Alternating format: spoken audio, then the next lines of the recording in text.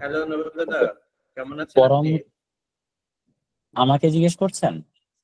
হ্যাঁ হ্যাঁ হ্যালো। দাদা, আপনি কেমন আছেন? আপনার এই তো শরীরটা ভাই কেমন? আছি, সৃষ্টিকর্তার কৃপায় মোটামুটি, খুব একটা ভালো না, একটু অসুস্থ এখনো আছি, পুরোপুরি শেষ হয়নি অসুস্থতা। তো দোয়া করবেন আমার জন্য।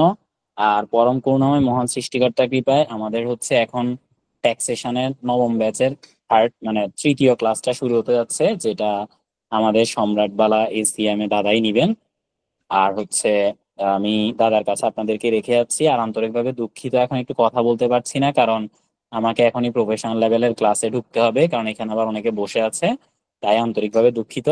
বাট আপনি পরবর্তীতে আমাকে ওই যে হোয়াটসঅ্যাপ নাম্বার যেটা দেওয়া হয় আর কি, অলওয়েজ চাইলে হচ্ছে আমি এখানে একবার একটা সময়ের জন্য একটু রাখি। এখানে যে নাম্বারটা দেখছেন এই নাম্বারে যোগাযোগ করার জন্য অনুরোধ জানাচ্ছি, কেমন? আর এই মুহূর্তে একটু তাড়ায় আছি, তাই আপাতত কথা বলতে পারছি না, বিধায় আমি আন্তরিকভাবে দুঃখিত। আমি তাই সরাসরি ডেকে নিচ্ছি আমাদের সম্রাট বালা দাদাকে। নমস্কার দাদা। হ্যাঁ, নমস্কার। আশা করি সবাই ভালো আছেন। দাদা ভালো আছেন? জি, আমি ভালো আছি। ওকে দাদা, তাহলে দাদা আমরা শুরু করে দিই। আচ্ছা, ঠিক আছে। ওকে, নমস্কার সবাইকে।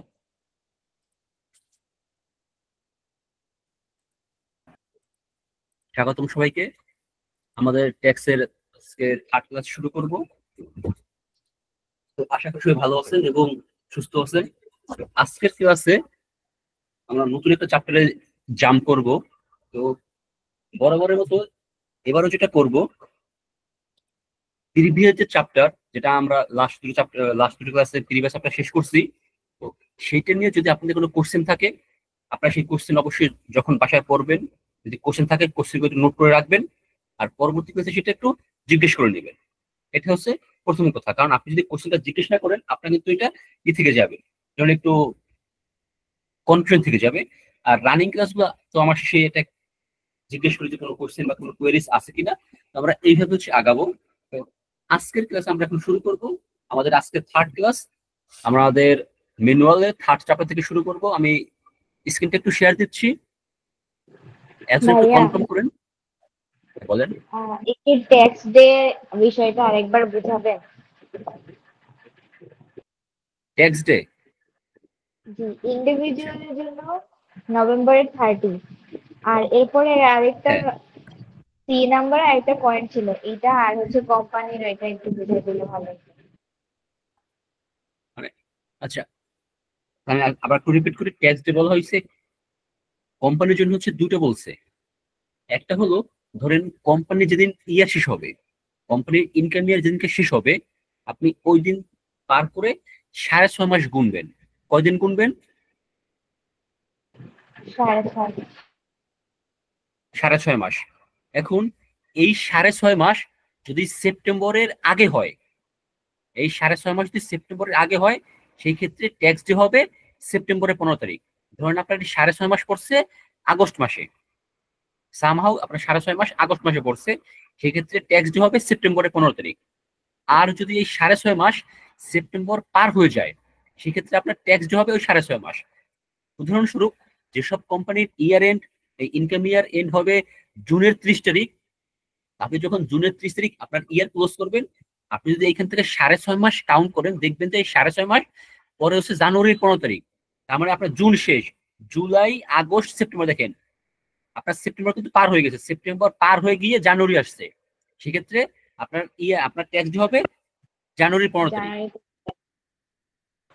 হ্যাঁ। বুঝছি। আর যদি আপনি আর ডিসেম্বর ইন্ডিভিজুয়াল বলেন,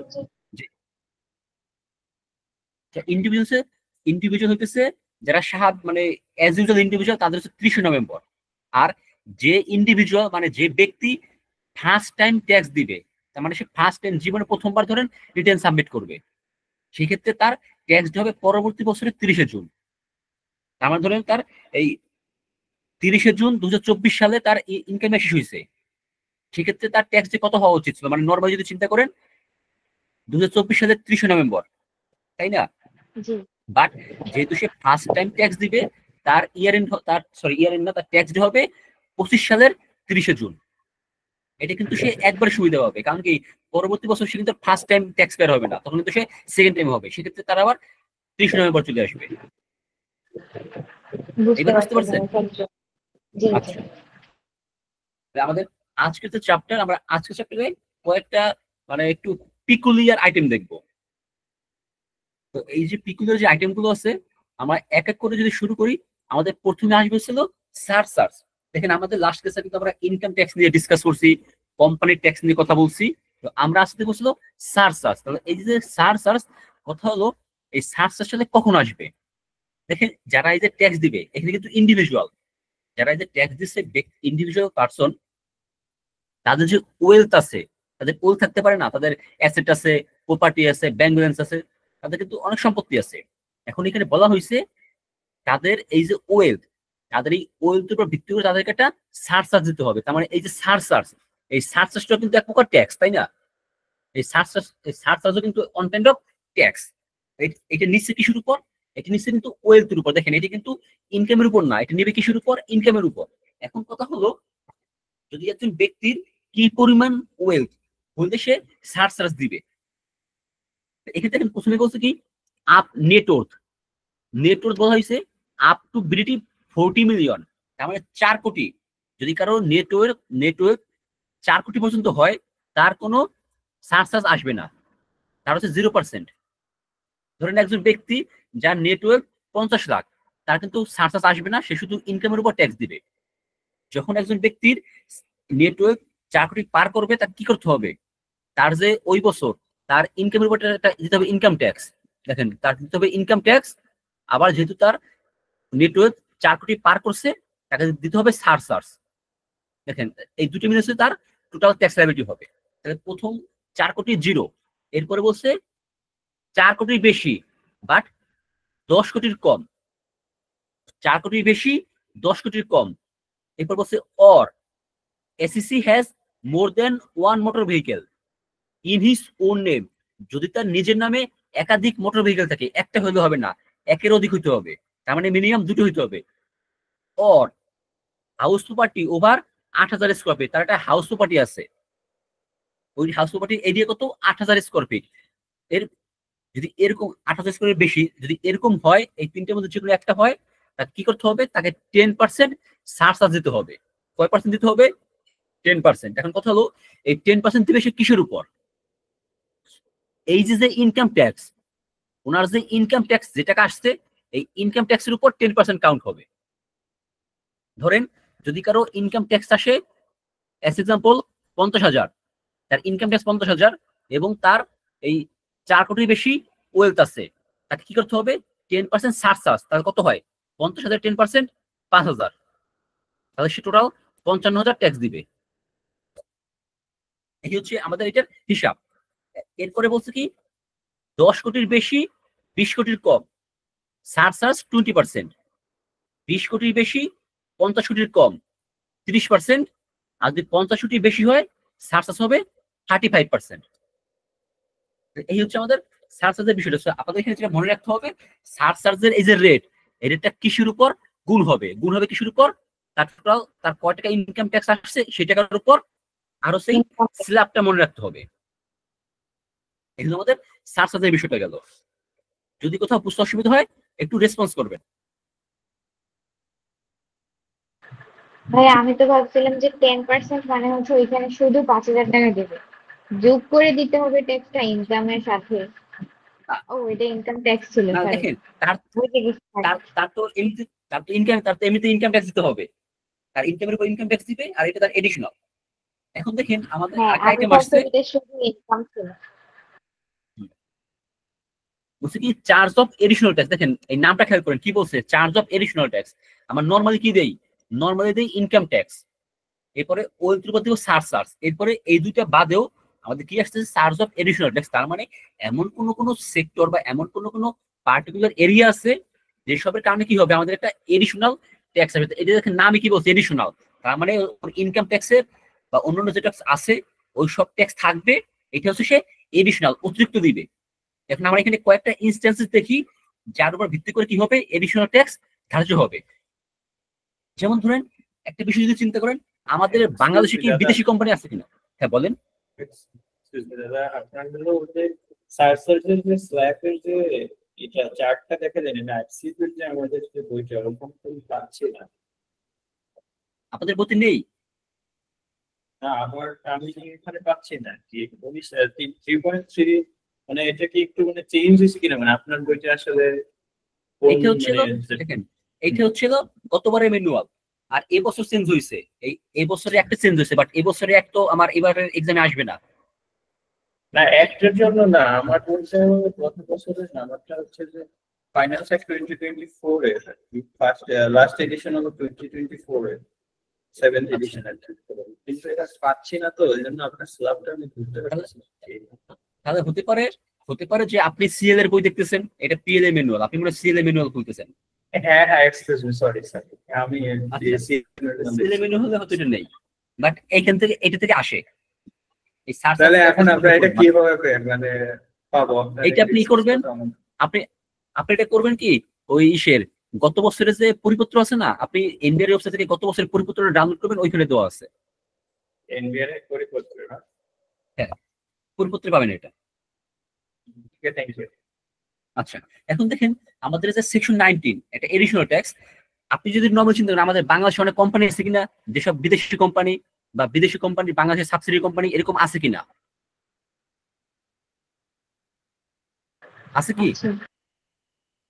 এখন আবার এটাও আপনারা কিন্তু এটাও দেখছেন যে বাংলাদেশের এইসব কোম্পানিতে অনেক বিদেশি জব করে, তাই না? অনেক দাদা, বিদেশি আছে না, যেমন বাংলাদেশ। হ্যাঁ বলেন। Sorry for the interruption. এখানে সার্চার্জের না, যে it's okay. বিষয়টা ছিল, এখানে হ্যাঁ। টোটাল নেট ওয়ার্থের যে স্ল্যাবটা দেয়া আছে এটাই তো এনাফ, হ্যাঁ। এর বাইরে তো আর কোনো কিছু নাই। না, এবারে কিছু নাই। আচ্ছা, এই জিনিসটি জানতে চাচ্ছি, ওটাই- একটু থ্যাংক ইউ সো মাচ। আচ্ছা, it's okay. আমরা এখন সার্চার্জটা যেটা শুধুমাত্র বলছিলাম- নেট ওয়ার্থের উপরে ক্যালকুলেট করব। হ্যাঁ, নেটওয়ার্কের উপর দিতে হবে। জি। আর সিএলএ কখনো ভাইয়া। হ্যাঁ বলেন। ভাই আমাদের হচ্ছে যদি আমরা মানে যারা হচ্ছে নন কমার্স ব্যাকগ্রাউন্ড আর কি, তারা যদি ডিরেক্ট এই যে মানে পিএল এর বইটা ফলো করে, তাদের জন্য কি ইজি হবে ট্যাক্সেরটা? লেখা কিন্তু সেম, মানে খুব বাড়তি কিছু নেই, হয়তো সিলেবাস একটু কম রাখছে। তো এখন হয় কি, কিছু কিছু বিষয় আছে দিয়ে দেয়, যেমন এই যে এই সার্চ থেকে একটা কোশ্চেন দিয়ে দেয়, দুই একবার আসছে, এখন সিলেবাস এটা নাই। এই জন্য আমরা কি করি, পিএলএ মেনুটা ফলো করি, কারণ কি পিএলএ মেনুতে অনেক কিছু আছে, তো যেগুলো দরকার নেই আমাদের সেগুলো বাদ দিয়ে রাখতেছি। আমি যেমন ধরেন এইখানে এই যে শুধুমাত্র এইটা পড়াইছি, কিন্তু উপরে কিন্তু আরো কিছু ছিল, আমি তো এগুলো পড়াই না, আমি কিন্তু শুধুমাত্র এইটা পড়াইছি। এইখান থেকে জাম্প করে এইটা চলে আসছি, 3.3 সেকশন 19 চলে আসছি। আপনারা আপনাদের বইতে এইটা পড়বেন, আর যদি মেনুতে না থাকে আপনারা পিএলএ মেনুটা ডাউনলোড করে নেবেন, কারো কাছ থেকে সফট কপি কালেক্ট করবেন, এইভাবে করলেই হবে। দাদা এটার সাথে মনে হয় বিএল এর কোনটা কোনটা লাগবে এটা আগে বুঝতে পারাটা মনে হয় বেশি জরুরি। না, আমি তো এখানে বলে দিচ্ছি, আমি তো যেগুলো এখানে পড়াইতেছি শুধু এগুলো দেখলেই হবে। আর এই যে ভাইয়া ভাইয়া সিলেবাস যেরকম ফ্রিকোয়েন্টলি চেঞ্জ হয় সিএল এর, পিএল এরও তো চেঞ্জ হয় না, তাহলে বই কিনলে তো এরকম হবে যে আমার যখন পিএল এর এক্সাম হবে তখন আবার বই কিনা লাগবে। শুনেন, শুধু সিএলপিএল মানে সিএলপি না, ট্যাক্সের বই মানে প্রতি বছর চেঞ্জ হয়, প্রতি বছর একটা আসে, আর প্রতি বছর ট্যাক্সের নতুন বই আসে। আপনি সিএল কিনেন বা পিএল কিনেন, আপনার ট্যাক্সের বই প্রতিবার কিনতে হবে যদি আপনি কিনেন, আর না কিনলে দরকার নাই, বাট কিনলে আপনাকে প্রতি বছরই কিনতে হবে, কারণ কি ওই যে কিছু আপডেট আসে।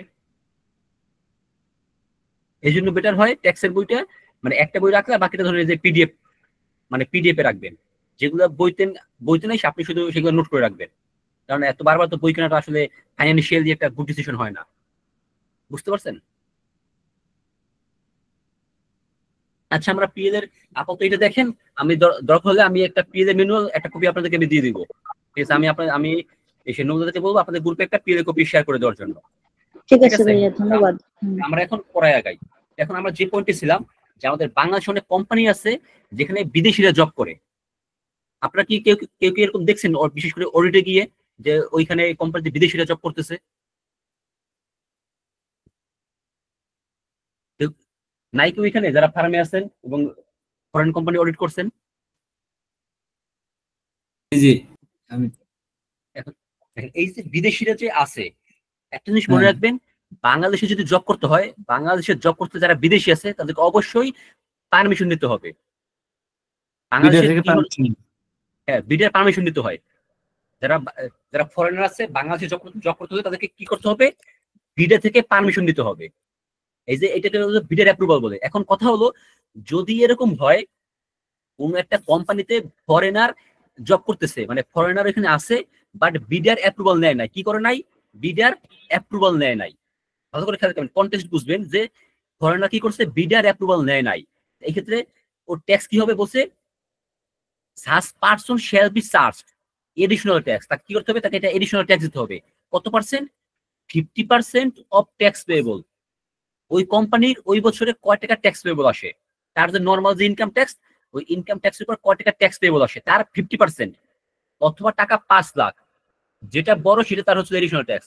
এজ এক্সাম্পল ধরেন ওই একটা কোম্পানি এবিসি কোম্পানি, ওর ধরেন ট্যাক্স পেয়েবল ওর কত, ওর ধরেন ট্যাক্স পেয়েবল বললাম হচ্ছিল 8 লাখ টাকা। কত, 8 লাখ। 8 লাখের 50% কত আসে, 4 লাখ। আর কি বলছি, আর বলছি 5 লাখ, আর কত, 5 লাখ। এরপরে কি বলছি, হুইচ ইজ হাইয়ার, এই দুটোর মধ্যে বড় কোনটা, 5 লাখ বড়, তাই না, 5 লাখ বড়।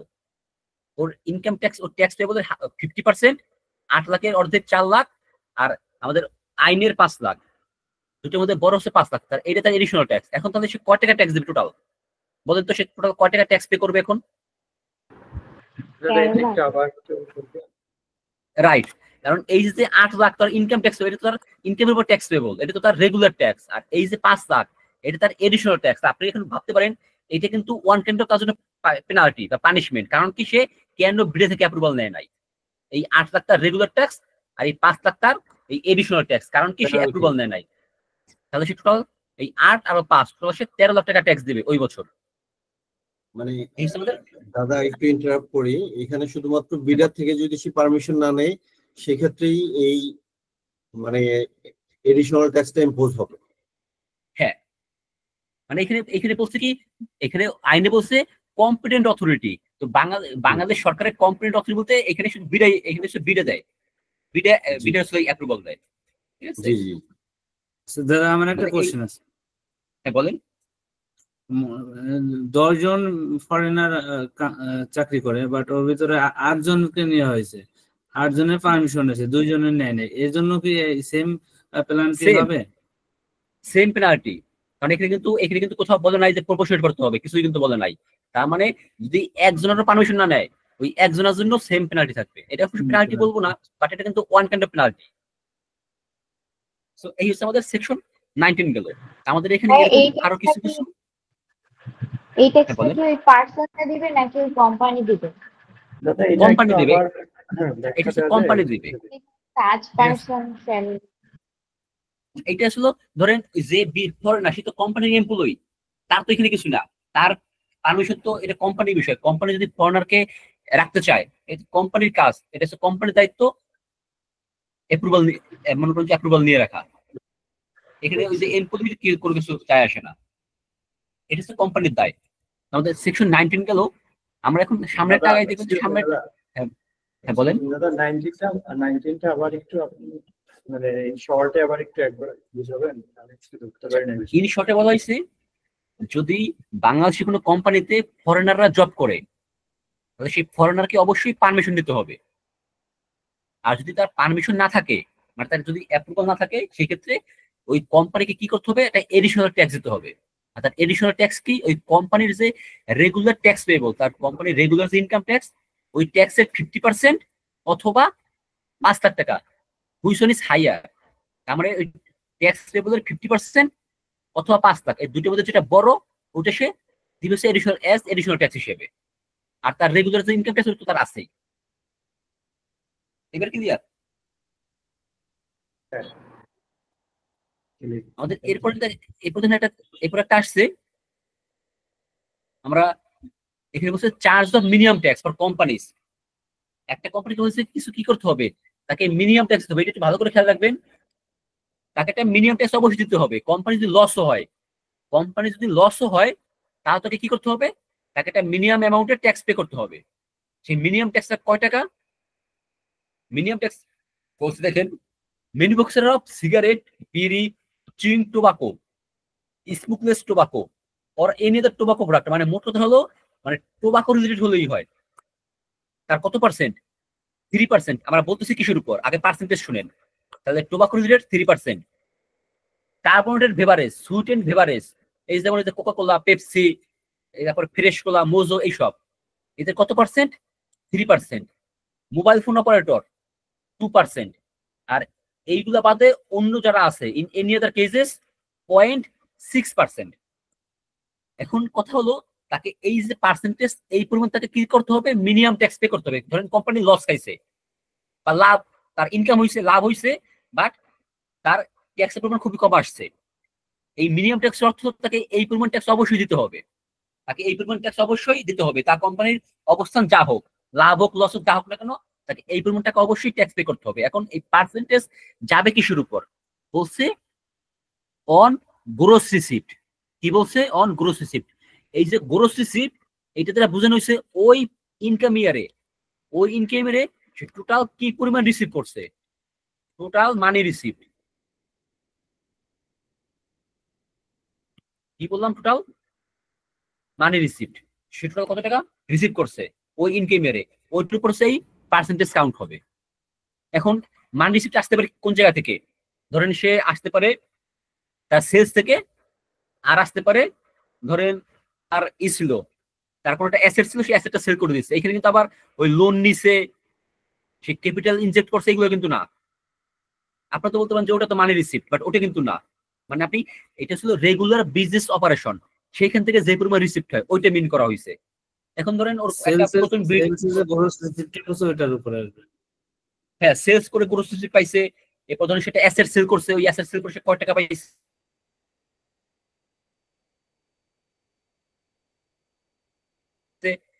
এরকম। আবার ধরেন তার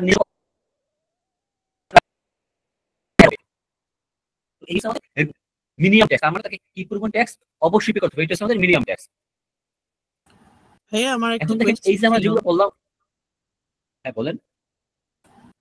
সরি টু ইন্টারাপ্ট, আমি একটু জানতে চাচ্ছিলাম যে এই গ্রস যে রিসিপ্টটা থেকে কাটে, যদি এরকম হয় 6 মাসের জন্য কোনো একটা জিনিসের জন্য হলে কি এটাকে ভাগ করে নিতে হবে, ডিভাইড করে হবে, না না, মানে প্রপোর্শনাল হবে নাকি ডিরেক্ট? প্রপোর্শনাল কোনো প্রপোর্শন কিছু হবে না, ডিরেক্ট হবে। ডিরেক্ট হবে? আচ্ছা, থ্যাংক ইউ।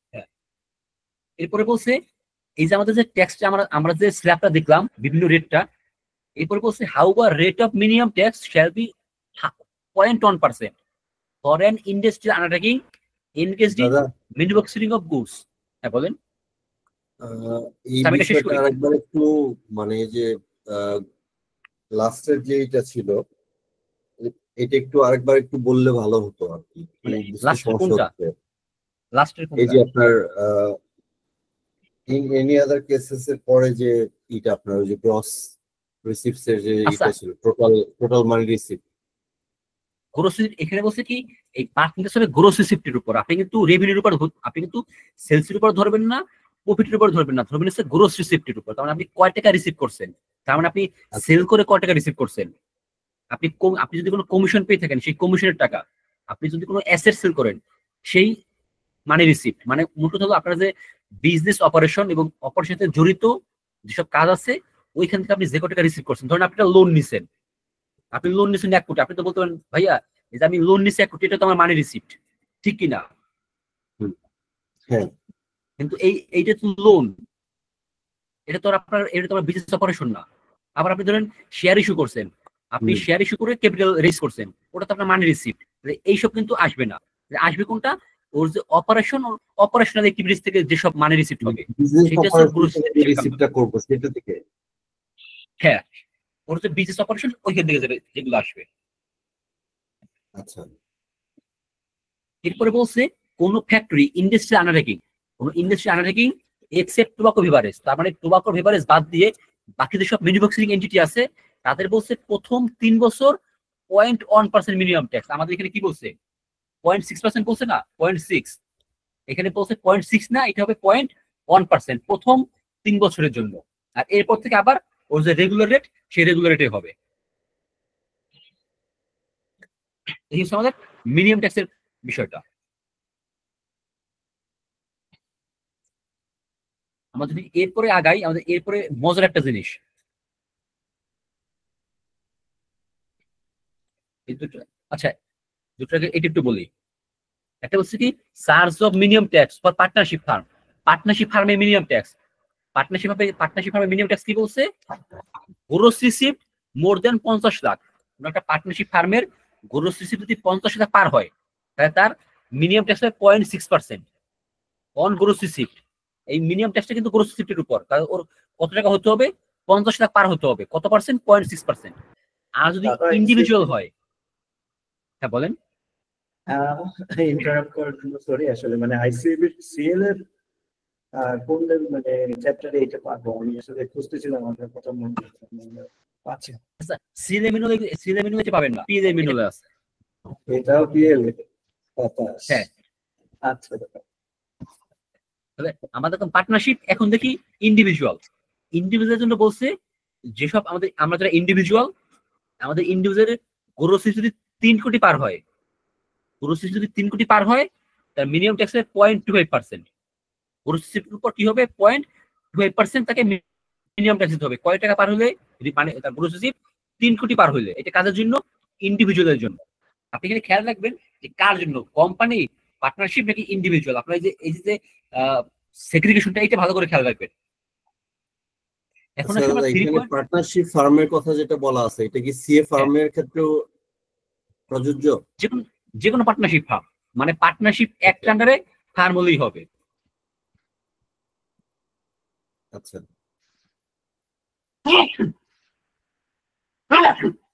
সরি, দেখেন আমরা এরপরে আসি একটা মজার জিনিসে। এইটা একবার আসছে, দেখেন কি বলছে, charge of 10% tax on stock dividend. Company কি করে, কোম্পানি প্রফিট আর্ন করে, তাই না? কোম্পানি প্রফিট আর্ন করে, এখান থেকে সে কি দেয়, এটা শুরু করার আগে ডিভিডেন্ড কি একটু বুঝাই দিলে ভালো। কোনটা ডিভিডেন্ড? আচ্ছা, এটা ডিভিডেন্ড হচ্ছে সে প্রফিটের ভাগ দিচ্ছে যারা শেয়ার হোল্ডার, তাদেরকে ওই একটা শেয়ার দিয়ে, মানে তারা একটা অ্যামাউন্ট দিচ্ছে আর কি। বিজনেস আর্ন করতেছে যারা শেয়ার হোল্ডার, ওনার, তাদের তো টাকা পয়সা দিতে হবে, ওইটা হচ্ছে ডিভিডেন্ড। তাহলে সেখানে কি করতেছে, প্রফিট করে, প্রফিট থেকে সে কি দিবে, প্রফিট থেকে সে দিবে ডিভিডেন্ড, যারা শেয়ার হোল্ডার তাদেরকে ডিভিডেন্ড দিবে। এখন ডিভিডেন্ড কয় হবে, 2 হবে। একটা হচ্ছে ক্যাশে, মানে তাকে ক্যাশ টাকা দিবে, ডিভিডেন্ড দিবে তাকে ক্যাশ টাকা। আরটা দিতে পারছিল শেয়ার, আর দিতে পারে কি শেয়ার অথবা স্টক। তার মানে সে টাকা দেয় নাই, স্টক দিছে।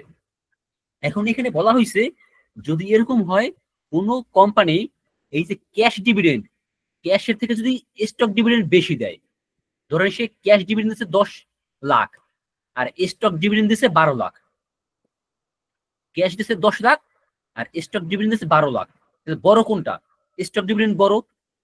এখানে বলা হয়েছে যদি এরকম হয় সে ক্যাশের থেকে স্টক ডিভিডেন্ড বেশি দেয়, তাকে কি করতে হবে, তাকে 10% ট্যাক্স দিতে হবে on whole amount of stock dividend. এই যে পুরো স্টক ডিভিডেন্ড, এই পুরো অ্যামাউন্টের উপর তাকে 10% ট্যাক্স দিতে হবে। তাহলে কয় টাকা আসে, এখানে আসে 1,20,000।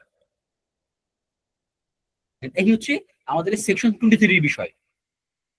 ক্যাশ ডিভিডেন্ড থেকে যদি স্টক ডিভিডেন্ড বেশি দেয়, এই পুরো স্টক ডিভিডেন্ডের অ্যামাউন্টের উপর 10% ট্যাক্স ধার্য হবে।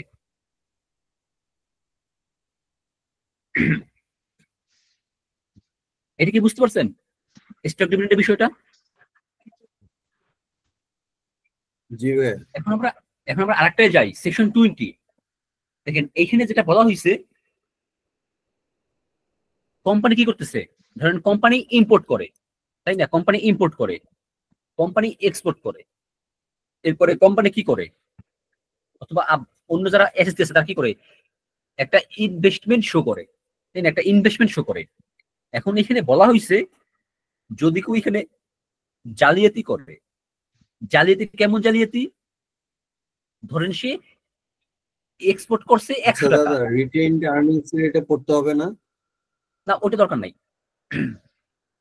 ওটা বেশি জটিল, ওটা বাদ দিলাম এই জন্য। এখন আমরা আসছি কোথায়, দেখেন এক্সপোর্ট, ধরে নিলাম সে এক্সপোর্ট করছে 100 টাকা, এটা তার এক্সুয়াল, একটু খেয়াল করবেন, এটা তার এক্সুয়াল, তার এক্সুয়াল এক্সপোর্ট কয় টাকা, 100 টাকা, বা সে শো করছে, ধরেন সে শো করছে কত, শো করছে 90 টাকা, এক্সপোর্ট মানে কি, তার ইনকাম, সে কি করছে, তার ইনকাম কম শো করছে, সে অ্যাকচুয়ালি 100 টাকা এক্সপোর্ট করছে বাট শো করছে 90 টাকা। তাহলে এখন কি হবে, তার প্রফিট লস হবে এই 90 টাকার উপর বেসিস করে, তাই না? কারণ আপনি তখন কি করবেন, আপনি তখন সেলস শুরু করবেন 90 টাকা দিয়ে, সেলস 90, এরপর আপনি এক্সপেন্স বাদ দিবেন। এই যে সে 10 টাকা কম দেখাইছে, এই যে সে যে 10 টাকা কম দেখাইছে, এই জন্য তাকে কি করতে হবে, তাকে 50% ট্যাক্স দিতে হবে।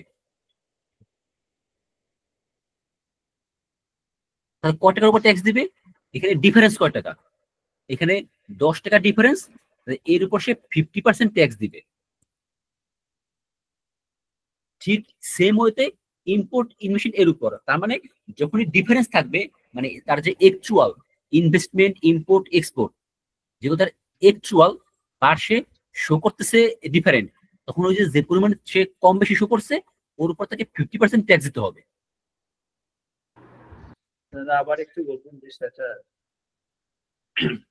মানে ধরেন একটা কোম্পানি তার অ্যাকচুয়াল এক্সপোর্ট থেকে কম দেখাইছে, তার অ্যাকচুয়াল যে এক্সপোর্ট সে এক্সপোর্ট কম দেখাইছে, তার মানে কি সে ইনকাম কম দেখাইছে। আবার ধরেন সে ইম্পোর্ট বেশি শো করছে, ইম্পোর্ট মানে কি, ইম্পোর্ট তার এখানে কি, ধরেন তার ইম্পোর্টটা এখানে এক্সপেন্স, তাই না? সে তো ধরেন সে র মেটেরিয়াল ইম্পোর্ট করছে, এই যে সে এই র মেটেরিয়াল ইম্পোর্ট করছে, তার মানে কি তার এক্সপেন্স সে বেশি দেখাইছে। যদি সে এক্সপেন্স বেশি দেখায়, তার মানে কি সেখানে কি করতেছে, এখানে সে জালিয়াতি করতেছে, সে এক্সপেন্স বেশি দেখাইয়া তার ইনকাম কমাইতেছে, আমার তার ট্যাক্সেবল ইনকাম কমাইতেছে। আমাদের এখানে খেয়াল রাখবেন, যখন ইনকাম কম দেখানো হবে, ইনকাম যদি কম দেখায় মানে কি, তার ট্যাক্স কম হবে, তার ট্যাক্স কম হবে। আর যদি সে এক্সপেন্স বেশি দেখায়, তাও তার ট্যাক্স কম হবে। এইটার জন্য কি করছে, তার 50% ট্যাক্স ধার্য করছে। যদি এরকম মানে এরকম ঘটনাটা যদি ইনস্ট্যান্ট যদি বের হয় যে সেরকম কম ইস্যু করছে, এই ক্ষেত্রে ওই যে ডিফারেন্স তার উপর 50% ট্যাক্স নেবে।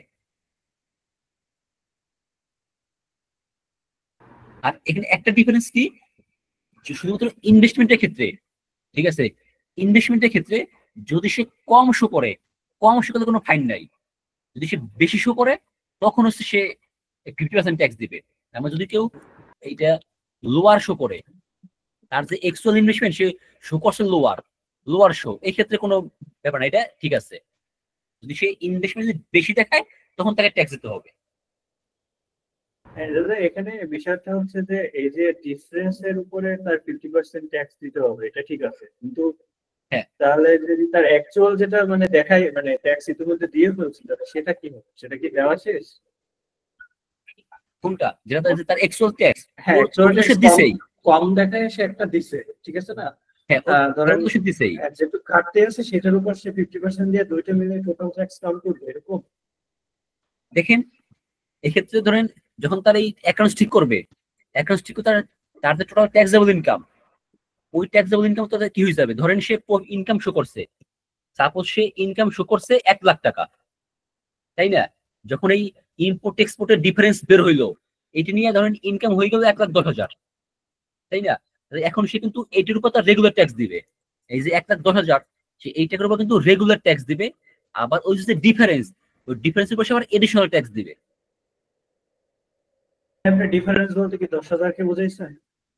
হ্যাঁ, ওই যে এক্সুয়াল আর শোনের মধ্যে যেটা পার্থক্য, ওইটা হচ্ছে না এই এই এই ডিফারেন্স না, তার এই যে ইম্পোর্ট আর এক্সপোর্টের যে ডিফারেন্স, সেটা কত? সেটা মানে ইম্পোর্টের আর এক্সপোর্টের,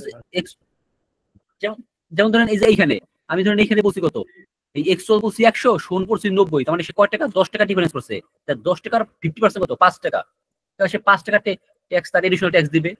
আর ধরেন এইখানে 1,10,000 উপর সে ফর 25%, 1,10,000 উপর সে 25% দিবে, আর এই 5 টাকা যোগ দিবে।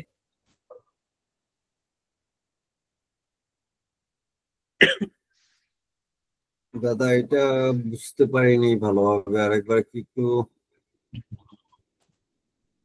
কোন জিনিসটা মানে কোন পয়েন্টটা বুঝতে পারেন নাই, এটা যদি ক্লিয়ার করতে। এখানে যে এক্সপোর্ট ইম্পোর্টের যে বিষয়টাই করতেছেন যে 50% ট্যাক্স উইল বি চার্জ, মানে এটা মানে অন হুইচ গ্রাউন্ড, মানে আমি কম করলে না, দেখেন যদি সে ধরেন সেটা এক্সপোর্ট করে, তার এক্সপোর্ট কি ইনকাম, তাই না? সে ট্যাক্স দেবে কিসের উপর, সে ট্যাক্স দেবে ইনকামের উপর। এখন সে এক্সপোর্ট করছে 100 টাকা, সে শো করছে 90 টাকা, তার মানে কি সে ইনকাম গোপন করছে, ঠিক কিনা? সে ইনকাম গোপন করছে। জি সে যে ইনকাম গোপন করছে এই জন্য তার পেনাল্টি, ধরেন এটা তার পেনাল্টি। আবার এক্সপোর্ট 50% পেনাল্টি দিতে হবে। হ্যাঁ 50% সে ট্যাক্স দিবে। এরপর ধরো সে ইম্পোর্ট, তার ধরেন এই সেল করার জন্য সে ইম্পোর্ট করে, ইম্পোর্ট তার এক্সপেন্স। যদি সেই ইম্পোর্ট মানে কি সেই এক্সপেন্স বেশি দেখাইছে, এক্সপেন্স বেশি দেখলে কি হয়? এক্সপেন্স বেশি দেখলে ইনকাম কমে আসে। তার মানে কি এখানে মেইন পয়েন্ট হলো সে ইম্পোর্ট এক্সপোর্ট কম বেশি করে সে কি করতেছে, সে অ্যাকচুয়ালি তার ইনকাম কমাইতেছে, কনসিকুয়েন্টলি সে ট্যাক্স কমাইতেছে। তার মেইন উদ্দেশ্য কি? তার মেইন উদ্দেশ্য তার ট্যাক্সেবল ইনকাম কমানো, যাতে করে তার ট্যাক্স কম আসে। তো এই জন্য এনবিআর এটা করছে। এইবার কি আপনি গ্রাউন্ডে বুঝতে পারছেন যে কোন গ্রাউন্ডে আমরা এই ট্যাক্সটা দিব? জি, মানে আমি এক্সপোর্ট যদি কমায় দেখাই সেক্ষেত্রে 50% আমি ট্যাক্স মানে পেনাল্টি দিব। আবার ইম্পোর্ট যদি আমি মানে কমায় দেখাই সেক্ষেত্রেও আমি 50% ট্যাক্স পেনাল্টি দিব। মানে সেম হলেই হয়, ডিফারেন্স থাকলেই হয়। মানে এখানে ইম্পোর্ট আর এক্সপোর্টে ডিফারেন্স করা যাবে না, যেটা অ্যাকচুয়াল সেটাই প্রেজেন্ট করতে হবে। ওই যে 1 লাখের যে বিষয়টা দেখালেন ওখানে, এখানে আপনার যে 1,10,000 দেখাইছেন এটা তো টোটাল ইনকাম ইম্পোর্ট এক্সপোর্টের পরে ডিফারেন্স করার পরে নাকি?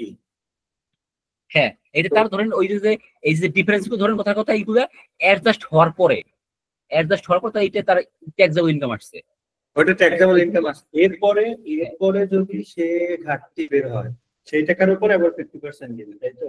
না, এইটা তো তার অলরেডি অ্যাডজাস্টেড, সে তো শো করছে, সে তো ধরেন কথা সে ইম্পোর্ট এক্সপোর্ট সে যে টাকা শো করছে সেই অনুযায়ী তার ইনকাম আসছে 1 লাখ টাকা। এরপর যখন তার ইম্পোর্ট এক্সপোর্ট রিভাইজ হয়েছে, ইম্পোর্ট এক্সপোর্ট রিভাইজ হওয়ার পরে তার ইনকাম আসছে 1,10,000, তাহলে সে 1,10,000 উপর রেগুলার ট্যাক্স দিবে। আবার ইম্পোর্ট এক্সপোর্টে সে যে এই ডিফারেন্স করছে ওই ডিফারেন্স উপর সে এডিশনাল ট্যাক্স দিবে। ওখানে ডিফারেন্স তাহলে কত করছে? 10,000 টাকা নাকি? সেটা কত? মানে এটা আমি বললাম আর এটা একটা এক্সাম্পল হিসেবে বললাম। তাহলে তার চার্জটা দুইবার হলো না, মানে টোটাল এক্সপোর্টের উপরে সে একবার ফুল মানে রেগুলার রেটে দিল, এন্ড দেন যেটা এক্সট্রা আছে সেটার উপরে সে আবার 50% দিবে, এরকমই তো বিষয়টা। দেখেন হ্যাঁ দুইবারই তো। এই জন্য তো আমরা কিসে আছি? আমরা শুরুতে কি বলছিলাম? আমরা কোথায় আছি? আমরা এডিশনাল ট্যাক্স, তাই না? আমরা শুরুতে বলছিলাম যে এডিশনাল ট্যাক্স এই যে দিবে, এটা তো রেগুলার ট্যাক্স, তার ইনকামের উপর রেগুলার ট্যাক্স দিচ্ছে। আর সে যে এরকম এই যে ধরেন করলো, সেই ধরনের এরকম এই যে জালিয়াতি করলো, সেই ইম্পোর্ট এক্সপোর্টে কম বেশি দেখাইছে, এই জন্য তার একটা এডিশনাল ট্যাক্স আসতেছে। এটা তো এই জন্য তো মানে এই যে জালিয়াতি দাদা, এই যে জালিয়াতি যে করছে ও তো প্রথমবার 100 পিছে 1 লাখ টাকা ধরে মোটামুটি ট্যাক্স দিয়ে আসছে। এরপরে যখন কাউন্ট দিচ্ছে তখন 1,10,000 হওয়ার পরে সে আবার ওইটার উপর রেগুলারে যেটুকু ঘাটতি হয় 25% ওইটা দিচ্ছে, এরপরে 10,000-এর উপর আবার 50% করে দিচ্ছে, এরকম মনে হয় বিষয়টা। একটা জিনিস চিন্তা করেন, সে 1 লাখ টাকার উপর ট্যাক্স দিচ্ছে 25,000 টাকা, তাই না? সে 1 লাখ টাকার উপর 25,000 ট্যাক্স দিয়ে সাবমিট করছে। এরপরে দেখলো এক্সুয়ালি তার ইনকাম আসে 1,10,000, তার এখন ট্যাক্স আসে কত? 25% কত আসে? 25 কত 27,500, তাই না? তার যে এই অরিজিনাল এখানে ট্যাক্স আসে 25,000 আর রিভাইজ হয়েছে এখানে আসবে 27,500। তার মানে এখন তার কত টাকা বাকি আছে? তার 2,500 টাকা বাকি আছে যোগ। আর এই যে ইম্পোর্ট এবং এক্সপোর্টের যে ডিফারেন্স হয়েছে ওই ডিফারেন্সে যে টাকা ট্যাক্স আসে, অ্যাজ এক্সাম্পল ধরেন এইখানে আমি একটা লামসাম অ্যামাউন্ট ধরি, ধরেন একটা লামসাম অ্যামাউন্ট ধরছি, এখানে ধরেন ইম্পোর্ট এবং এক্সপোর্টের কারণে তার 3 লাখ টাকার ডিফারেন্স আছে। তার ইম্পোর্ট এক্সপোর্টে কয় টাকার ডিফারেন্স আছে? 3 লাখ টাকার ডিফারেন্স আছে। এই 3 লাখের 50% তাহলে কত আসে? 1,50,000। তার দেখেন তার টোটাল ট্যাক্স লাইবিলিটি কত? তার টোটাল ট্যাক্স লাইবিলিটি 27,500 যোগ এই 1,50,000। আর সে অলরেডি দিতেছে কত? অলরেডি সে পে করছে এই 1 লাখের উপর 25,000, এটা মাইনাস যাবে। আর বাকি যেটা আছে এইটা সে এখন পে করে দিবে। তার মানে সে 1,52,500 টাকা এখন পে করবে। হয়ে গেছি দাদা, হয়ে গেছি। 1,10,000 থেকে আবার 3 লাখের থেকে না দেখেন, আপনি তো 1 লাখ টাকা ইনকাম দেখাইয়া রিটার্ন সাবমিট করছেন, কারণ আপনি 1 লাখ টাকার উপর ট্যাক্স দিয়ে ফেলছেন না অলরেডি। আপনি তো ওটার উপর হ্যাঁ। অলরেডি ট্যাক্স দিয়ে ফেলছেন। হ্যাঁ এরপরে যখন ওর ট্যাক্স যখন রিভাইজ হয়েছে, ট্যাক্স রিভাইজ হচ্ছে কত, 1,10,000, ওর ইনকাম রিভাইজ হচ্ছে কত, 1,10,000, তার উপর ট্যাক্স আসে কয় টাকা, 27,500 টাকা। 27,500 হ্যাঁ আপনি তো ধরেন অলরেডি 25,000 দিয়ে ফেলছেন, আপনি বাকিটা এখন দিবেন, আপনি তো আবার 27,500 দিবেন না। না 2,500 দিলাম, কিন্তু ওই যে আবার 3 হ্যাঁ। লাখের কথা ওই দিকে সেটা দেবো। এখন এটা তো ধরুন তার তার ইনকাম রিভাইজ হয়েছে, তার ইনকাম রিভাইজ 1,10,000 হইলো, এটা তো তার হ্যাঁ। ইনকাম বাড়ছে, যার কারণে তার এডিশনাল ট্যাক্স, মানে তার ট্যাক্স বেড়ে গেছে। বাট সে যে ইম্পোর্ট আর এক্সপোর্টে যে সে ডিফারেন্স দেখাইছে, যে ওর উপর আপনি এডিশনাল একটা ট্যাক্স দিবেন না, এটা তো ওর রেগুলার ট্যাক্স। এই যে 27,500 তো রেগুলার ট্যাক্স, আর এই যে হ্যাঁ। ইনপুট এক্সপোর্টের ডিফারেন্স, ওটা হচ্ছে তার এডিশনাল ট্যাক্স। মানে এখানে কিন্তু দুইবার ট্যাক্স দিতে হবে তাকে। একবার তার ইনকাম বাড়ছে ওই জন্য তাকে ট্যাক্স দিতে হবে ইনকাম ট্যাক্স, আর সে যে ইনপুট এক্সপোর্টের ডিফারেন্স দেখাইছে ওই জন্য তাকে দিতে হবে এডিশনাল ট্যাক্স। দুইটা দুই জিনিস। ও আচ্ছা। এবার কি বুঝতে পারছেন বিষয়টা? মানে আমি কিন্তু এই জিনিস শুরুতে বলছি, এটা কিন্তু এডিশনাল ট্যাক্স, এটা কিন্তু আপনার রেগুলার ইনকাম ট্যাক্স না। রেগুলার ইনকাম ট্যাক্স তো রেগুলারই হবে, এটা তো সে এডিশনালি দিবে। কারণ কি, সে কেন এরকম ভুলভ্রান্তি করছে বা কেন সেরকম গোপন করছে, তার কেন কেন সেরকম মানে ইনকাম বেশি দেখাইছে বা এক্সপেন্স কম, ইনকাম কম দেখাইছে এক্সপেন্স বেশি দেখাইছে, এইগুলো কেন করছে, এই জন্য সেটা এডিশনাল ট্যাক্স দিবে। আপনি এটাকে চিন্তা করবেন হ্যাঁ, ওয়ান যে কাইন্ড অফ আইন হিসেবে। বাড়াইছে কমাইছে এটা কি কিভাবে ওনারা প্রুফ করবে, কিভাবে জানবে, কিভাবে যে এটা বাড়াইছে কমাইছে? এইটা বাড়াইছে তো ধরেন আপনি যখন রিটার্ন সাবমিট করবেন, আপনি কত টাকা ইম্পোর্ট করছেন, কত টাকা এক্সপোর্ট করছেন, আপনি তার এগেইনস্টে এলসি দিবেন না, আপনি তার এগেইনস্টে ডকুমেন্ট দিবেন। তাকে এলসি, বিল অফ এন্ট্রি, এইসব ডকুমেন্ট সাবমিট করতে হবে, ব্যাংক স্টেটমেন্ট সাবমিট করতে হবে। ওইখান থেকে ওরা খুঁজে বের করে ফেলবে যে আপনি কোন এলসি তে কয় টাকা ইম্পোর্ট বা এক্সপোর্ট করছেন, আপনি সেটা কয় টাকা আপনি প্রেজেন্ট করছেন, ওরা এটা খুঁজে বের করবে। এটা তো এনবিআর এর কাজ, এগুলো খুঁজে বের করা। কারণ কোম্পানি তো চাইবেই, কোম্পানি চাইবে কি, কোম্পানি চাইবে ইনকাম কম দেখিয়ে ট্যাক্স কম দিব। আর এনবিআর চাইবে কি, যে যেখানে যেখানে সম্ভব ইনকাম খুঁজে বের করে ওর তার উপর ট্যাক্স অ্যাপ্লাই করা। তো দুইটা কিন্তু দুজনের কিন্তু দুইমুখী উদ্দেশ্য। আর আমাদের উদ্দেশ্য হলো একটা ফেয়ার জাজমেন্ট দেওয়া। তো আমরা এখানে কিছু এডিশনাল ট্যাক্স দেখলাম। তো এই চ্যাপ্টারে আমরা এই যে ট্যাক্স গুলো আছে, এইগুলো যদি মোটামুটি বুঝে থাকেন, এখান থেকে হয়তো সবার হয়তো আসবে না, কেউ না কেউ হয়তো একটা পেয়ে যাবেন। কারণ এখানে সমস্যা হচ্ছে আচ্ছা কি, ভাই, ধরেন এই এক্সামে সময় যারা সিএ তাদের কাজ কি? তাদের কাজ ধরেন যে কোম্পানির রিটার্ন সাবমিট করে দেওয়া, সি ফার্মের কাজ। ওই যে কোম্পানি ধরেন কোম্পানির এই যে ট্যাক্সের কাজ, ওরা একটা সি ফার্ম করে দেবে, সি ফার্ম ওই সব কাজ করে রিটার্ন সাবমিট করে দিবে। আচ্ছা, আর এরপরে এখানে যেগুলো আছে এইগুলো বাদ হয়ে গেছে, এই যে ব্ল্যাক মানি হোয়াইট করা, এগুলো কিন্তু বাদ হয়ে গেছে। এগুলো কিন্তু গত বছরই বাদ করে দিছে, ব্ল্যাক মানি, এই যে ট্যাক্স দিয়ে ব্ল্যাক মানি হোয়াইট করা। আমরা এখানে এগুলো বাদ দিচ্ছি, শুধু আপনি উপরের ওইগুলো মনে রাখবেন। ওইগুলো যদি মনে রাখতে পারেন তাহলে দেখা গেল কারণ করে ওইখান থেকে একটা পেয়ে যাবেন। এই যে স্টক ডিভিডেন্ড, এরপর ধরেন এই যে ফরেনার বা এই যে ইম্পোর্ট এক্সপোর্ট, এখান থেকে হয়তো একটা পেয়ে যাবে। আমরা এখানে 4-5টা আইটেম দিচ্ছি, একটা কমন। এখানে কি স্পেশাল ট্যাক্স ট্রিটমেন্ট যেটা এটা বাদ হয়ে গেছে? হ্যাঁ, এইগুলা এই ব্ল্যাক মানি হোয়াইট করে এটা মানে ক্যান্সেল করে দিচ্ছে। এখন আর ওই যে একটা ট্যাক্স দিয়ে ব্ল্যাক মানি হোয়াইট করার সুযোগ নাই। এটা গত বছরই অনেক সমালোচনা হয়েছিল, তা এরপরে এটা এছাড়াও দিয়ে বাদ করে দিচ্ছে।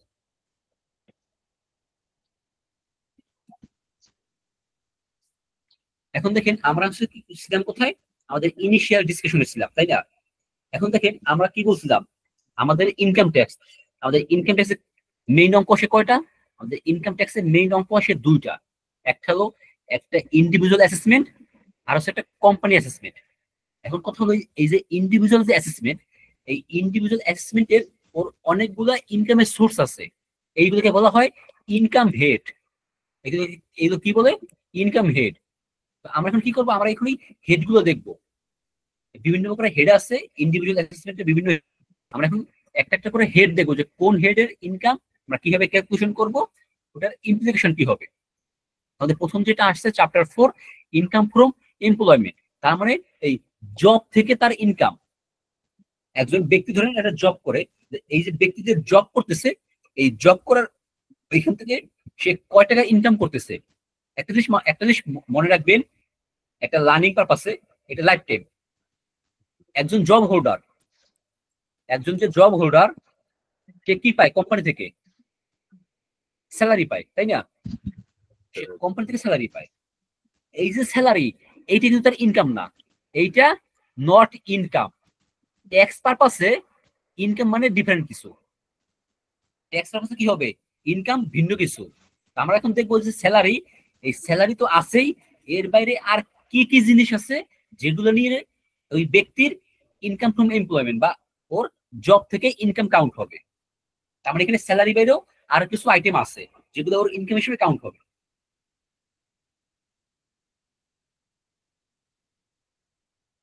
তো এই যে চ্যাপ্টার, এই চ্যাপ্টারের সব থেকে গুরুত্বপূর্ণ যে পয়েন্ট, যেটা এক্সামে প্রতিবারই আসে, মানে এইটা প্রতিবারই আসে, আপনারা একটু, আমি আগেতেছি, আপনারা একটু খুঁজে মানে সে বইতে বের করেন।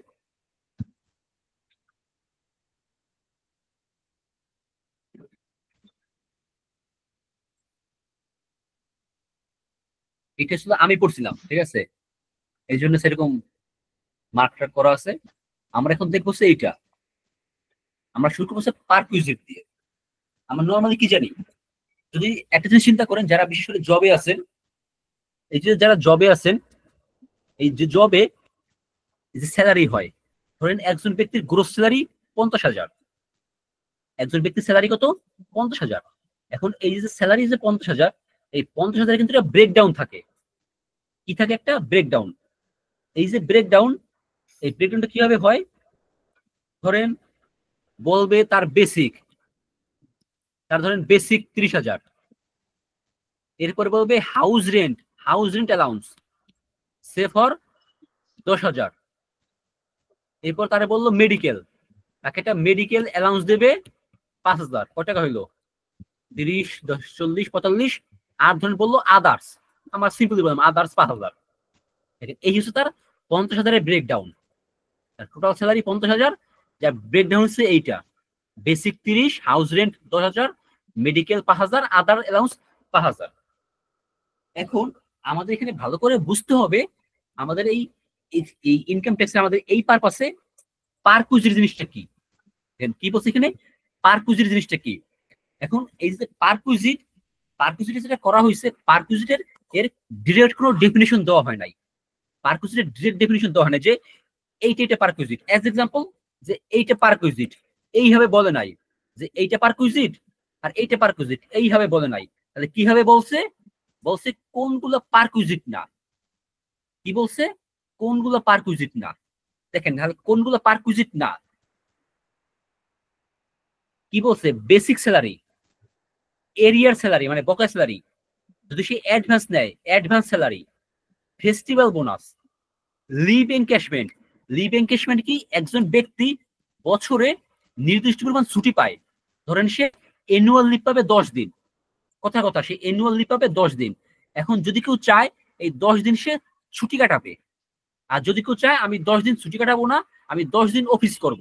এখন দেখেন এই 10 দিন ছুটি তো ওর প্রাপ্য ছিল, তার সে ছুটি না নিয়ে অফিস করছে, তাহলে এই যে 10 দিন, এই জন্য সে টাকা পাবে। এই জন্য কি বলছে?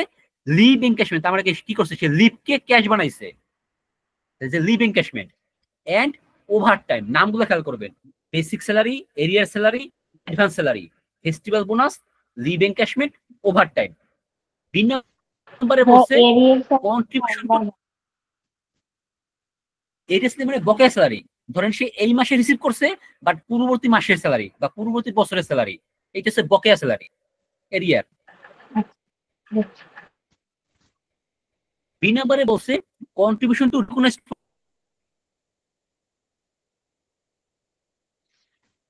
Provident fund.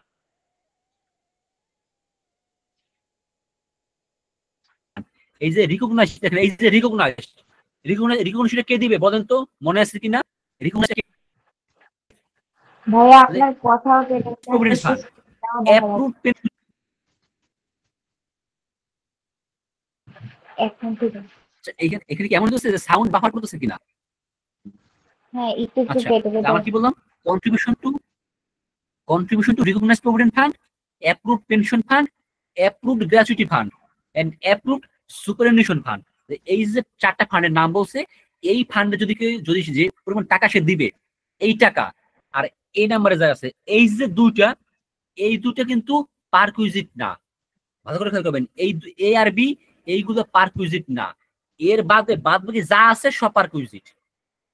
এখন বলেন তো আমাদের এই এই এক্সাম্পলে পারকুইজিট কোনটা কোনটা? আইসিডিবি বইয়ে যে পার্ট প্রেসিডেন্ট সিএল এর এখানে যে সংখ্যাটা আছে সেটা একটু ডিফারেন্স মনে হচ্ছে। ওইখানে কি হাউস বলছে? রেন্ট পারকুইজিট হ্যাঁ, হাউস রেন্ট কনভেন্স পারকুইজিট। হবে হাউস রেন্ট, ইনসেন্টিভ, বোনাস, কারের জন্য কোনো এক্সপেন্স দিলে, তারপরে মেড সার্ভেন্টের জন্য, ড্রাইভারের জন্য যদি কোনো এক্সট্রা টাকা দিলে সব পারকুইজিট হবে। চিলড্রেনদের জন্য কোনো এক্সপেন্স দিলে পারকুইজিট হবে। মোট কথা হলো এই যে এ আর বি, এ আর বি তে যে আইটেম গুলো আছে এইগুলো বাদে যা দেবে সব পারকুইজিট। আমাদের অঙ্ক আমাদের এখানে এক্সামে যেটা আসে আপনাকে বলবে পারকুইজিট ক্যালকুলেশন করার জন্য, নাম দিয়ে বলবে যে ক্যালকুলেট দ্য অ্যামাউন্ট অফ পারকুইজিট। এই জন্য আপনাকে এই নামগুলো মনে রাখতে হবে যে কোনগুলো পারকুইজিট না, ঠিক আছে? আপনি যদি পারকুইজিট কোনগুলো পারকুইজিট না আপনি তখন এইটা বের করে ফেলতে পারবেন, ওইগুলো বাদ দিবেন, বাদ বাকি সব পারকুইজিট, সিম্পলি যোগ করে অ্যান্সার বসাই দিবেন। সো এইটা হচ্ছে আমাদের একটা কোশ্চেন যে ক্যালকুলেট দ্য পারকুইজিট। এই যে পারকুইজিট নিয়ে কোনো জিজ্ঞাসা কোনো কনফিউশন আছে কিনা, থাকলে একটু কাইন্ডলি বলেন, আমরা আদারওয়াইজ আমরা সামনে আগাবো। ভাইয়া গ্র্যাচুইটি আর অ্যাপ্রুভ সুপারঅ্যানুয়েশন ফান্ড এই দুইটা বুঝি না।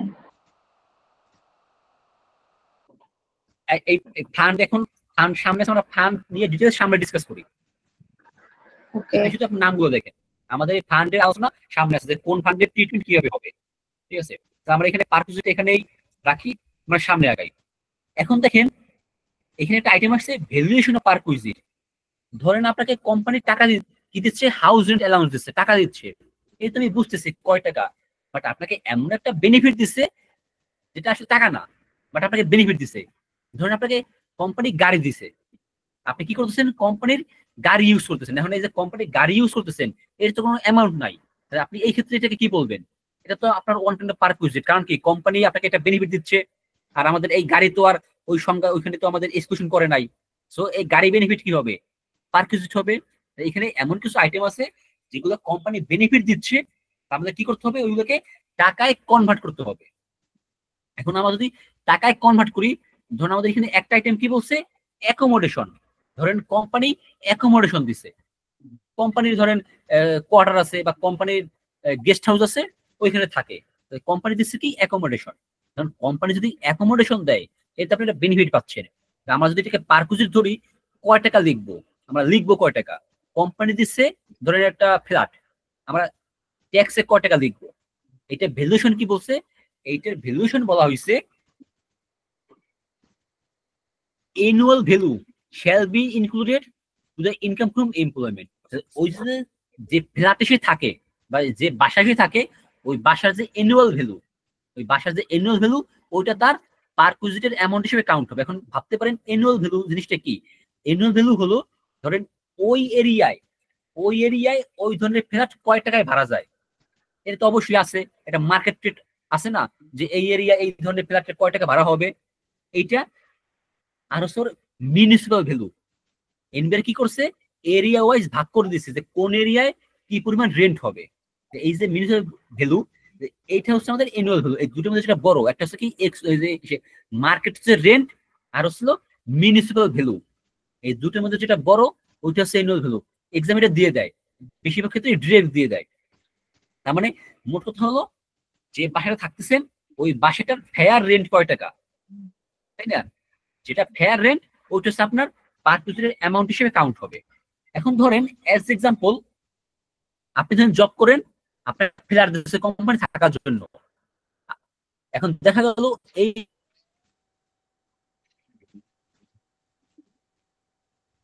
ধরনের ফ্ল্যাটের মান্থলি ভাড়া 15,000 টাকা, 1 লাখ। কি করে কাউন্ট করবো বলেন তো, কি হিসেবে কাউন্ট করবো? ভাই এক্সাম্পলটা আরেকবার বলেন, কেটে কেটে আসতেছে। হ্যালো, শুনতে পাচ্ছেন?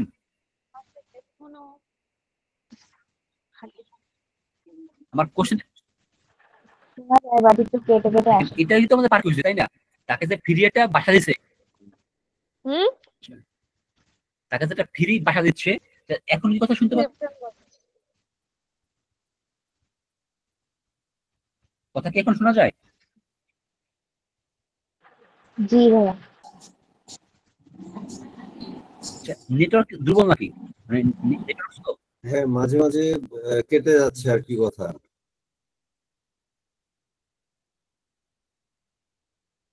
নেটওয়ার্ক একটু ইস্যু, কারণ আমি আমাকে একটা মিনিট টাইম দিন, আমি একটু তাহলে নেটওয়ার্কটা চেঞ্জ করে নেই।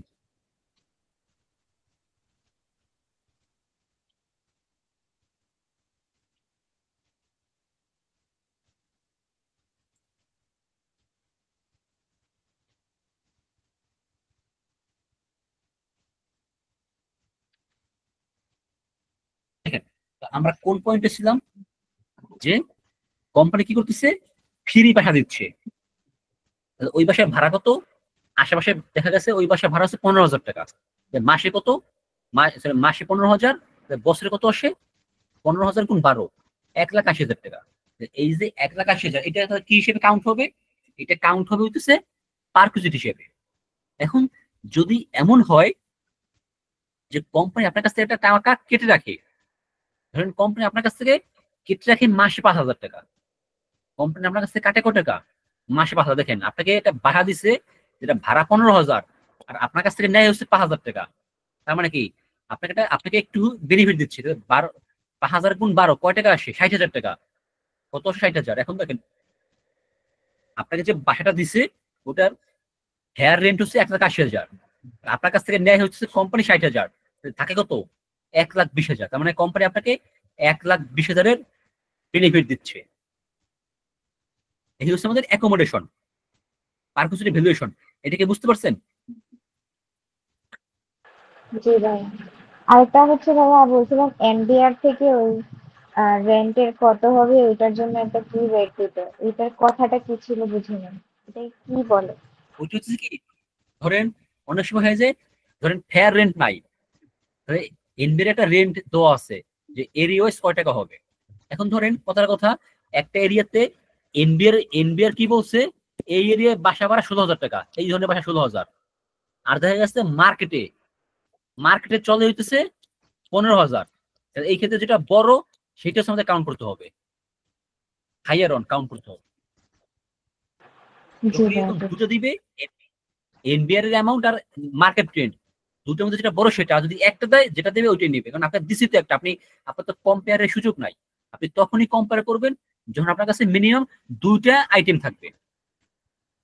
আমাদের এই আচ্ছা পয়সা দাদা, ধরেন, বলেন। সরি ফর দ্য ইন্টারাপশন, একটা প্রশ্ন করতে পারি? হ্যাঁ অবশ্যই। যে এখানে যে অ্যাকোমোডেশনের ডান পাশে যে কথাটা লেখা আছে যে where rent is fully paid by employer, accommodation is provided by employer, annual value shall be included to income from employment. হ্যাঁ। মানে এখানে মানে এমপ্লয়ারের কাছ থেকে যে অ্যাকোমোডেশনের যে অ্যামাউন্টটা সে পাবে, অ্যানুয়াল ভ্যালু যেটা পাবে, সেটা কি সারি তার মানে ইনকামের সাথে অ্যাড হবে? হ্যাঁ, এটা তার ইনকাম হিসেবে কাউন্ট করতে হবে, মানে এটা পারকুইজিট হিসেবে কাউন্ট হবে, এবং এটা পারকুইজিট। হ্যাঁ, ইনকামের সাথে অ্যাড হচ্ছে এবং পারকুইজিট হিসেবে কাউন্ট হচ্ছে দুইটাই। মানে দুটো মানে কি, ও যে ইনকামের সাথে অ্যাড হবে এইটাই ওর পারকুইজিট, মানে এইটি একটা পারকুইজিটের আইটেম। এটা হচ্ছে বলা হচ্ছে হাউস রেন্ট অ্যালাউন্স, এইটা তার মানে পারকুইজিটটাকে আইডেন্টিফাই করার জন্য এই জিনিসটা বলা আর কি। হ্যাঁ, যে আমার কোনগুলো পারকুইজিট হবে। এরপর আসি, ধরেন অনেক সময় হয় না যে কোম্পানি কি দেয়, কোম্পানি গাড়ি দেয়। যারা একটু বড় পোস্টে আছে, ধরেন এজিএম, ডিজিএম, জিএম, তাদেরকে কোম্পানি কি দেয়? তাদেরকে কোম্পানি গাড়ি দেয় ব্যবহার করার জন্য। তাকে যে কোম্পানি গাড়ি দিচ্ছে ব্যবহার করার জন্য, এইটা তাকে এটা বড় সড়ো একটা বেনিফিট না? তার তো এটা গাড়ির একটা বেনিফিট। এই যে তাকে যে কোম্পানি গাড়ি দিল ব্যবহারের জন্য, এই জন্য তার ইনকামে কয় টাকা যোগ করতে হবে। আমি কিন্তু শুরুতেই বলছিলাম, স্যালারি মানে শুধু স্যালারি না, আমাদের এইখানে আরো অনেক কিছু আছে। এই যে কোম্পানি গাড়ি দিছে, এটা তো স্যালারির সাথে কাউন্ট হয় না। ধরেন একজন বললো, একজন ডিজিএম, তাকে বলছে কি স্যালারি 2 লাখ প্লাস কার। আমরা কি বলবি, আমরা কি বলি যে এর স্যালারি 2 লাখ টাকা, আর সে যে একটা গাড়ি পাইতেছে ব্যবহারের জন্য, আমাদের কিন্তু ওইটাও কাউন্ট করতে হবে। এই যে এখন যদি তাকে কোম্পানি গাড়ি দেয়, তা আমরা এখানে কয় টাকা ধরবো তার ইনকাম হিসেবে? এখানে বলা হয়েছে in case of motor car up to 2500 CC, গাড়ির সিসি যদি 2500 হয় তাহলে তার মাসে ধরতে হবে 10,000 টাকা ইনকাম। তাহলে তার বছরে কত টাকা ইনকাম কাউন্ট করতে হবে? 10,000 গুণ 12, 1,20,000 টাকা। আর যদি এমন হয় এই গাড়ি যদি 2500 সিসির বেশি হয়, এক্সিডিং 2500, যদি 2,500 সিসির বেশি হয়, তার মান্থলি হচ্ছে 25,000 কাউন্ট করতে হবে। তাহলে কত আসে? তাহলে আসে 3 লাখ টাকা। দেখেন এই গাড়ির জন্য তার কয় টাকা কাউন্ট করতে হবে? তাহলে একজন ব্যক্তি যদি গাড়ি স্যালারি পায় 2 লাখ টাকা, আর যদি গাড়ি পায় 3,000 সিসি, তার কয় টাকা ইনকাম হতে হবে? 2 লাখ স্যালারি আর 2,500, তার মানে মাসে 25,000, তাহলে তার ইনকাম হবে মাসে 2,25,000 টাকা। বাট আমরা কিন্তু ওই গাড়ি কিন্তু বলি না, আমরা শুধু বলি স্যালারি কয় টাকা, তাই না? আমরা কিন্তু নর্মালি বলি স্যালারি কয় টাকা, গাড়ি কিন্তু আমরা বলি না।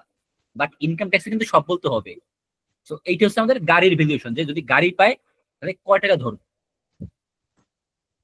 এরপরে বলছে এই যে হাউস, এই যে ফ্ল্যাট বা অ্যাকোমোডেশন আর কার বেনিফিট, এর বাইরে যদি অন্য কোনো বেনিফিট দেওয়া হয়, এর বাইরে যদি অন্য কোনো বেনিফিট দেয়, এই ক্ষেত্রে বলা হয়েছে যে তাকে ওই যে বেনিফিট দেওয়া হয়েছে ওইটার মার্কেটের ভ্যালু বা ফেয়ার ভ্যালু, যেটা মার্কেটে ফেয়ার ভ্যালু চলে, ওইটা হচ্ছে ওর ইনকাম হিসেবে কাউন্ট করতে হবে। তার মানে তাকে এমন একটা আইটেম দিচ্ছে, ধরেন তাকে কি দিল, এজ এক্সাম্পল তাকে ধরেন খুশি হয়ে, অনেক সময় হয় না যে একজন ভালো একজন এমপ্লয়ি পেলে তাকে একটা স্পন্সরশিপ ট্রিটমেন্ট দিয়ে দেয়, তাই না? তাকে কিন্তু একটা স্পেশাল ট্রিট দেয়, একটা স্পন্সরশিপ দেয়, তাকে একটা গিফট ভাউচার দেয়। এইসব যদি তাকে দেওয়া হয় গিফট ভাউচার, ওই যে তাকে যে ভাউচারটা দেওয়া হয়েছে ওইটার ফেয়ার মার্কেট ভ্যালু কত, ওইটা হচ্ছে ওর ইনকাম হিসেবে কাউন্ট করতে হবে। তার মানে এক্ষেত্রে তাকে যে সুবিধাই দেওয়া হোক না কেন, সেটার অবশ্যই যে ফেয়ার মার্কেট ভ্যালু, ওই টাকাটা কনভার্ট করে ওইটাকে আপনার ইনকাম হিসেবে কাউন্ট করতে হবে। তো এই হচ্ছে আমাদের ভ্যালুয়েশনটা। তো এখানে এখানে অলওয়েজ যেটা মনে রাখবেন, এই অ্যাকোমোডেশন আর কারেন্ট, এই দুটো জিনিস ভালো করে মনে রাখবেন, যেমন কয় টাকা কাউন্ট করতে হবে। আমাদের যদি এইটা হয়ে যায়, আমাদের এখন নেক্সট একটা আইটেম আছে, আমাদের এটা লাগবে না, আমরা চলে যাবো হইতেছে এখন এই যে ফান্ডে। আমরা এখন চলে আসবো ফান্ডে। এখানে কয়েকটা ফান্ড আছে, আর একটা জিনিস মনে রাখবেন, সব ফান্ডের যতগুলো ফান্ড আছে সব ফান্ডের অ্যাক্টিভিটিস কিন্তু সেম না, আবার সব ফান্ডের এই ইমপ্লিকেশন কিন্তু সেম না, মানে ফান্ডের যে ইমপ্লিকেশন কিন্তু ডিফারেন্ট হবে। এখন আমরা এক এক করে শুরু করি এই ফান্ডের ডিসকাশন। প্রথমে বলছে জেনারেল প্রভিডেন্ট ফান্ড, জিপিএফ। আমি যদি নামগুলো সংক্ষেপে বলবো, একবার পূর্ণ বলবো, এরপরে সংক্ষেপে বলবো, আপনারা একটু কাইন্ডলি খেয়াল রাখবেন।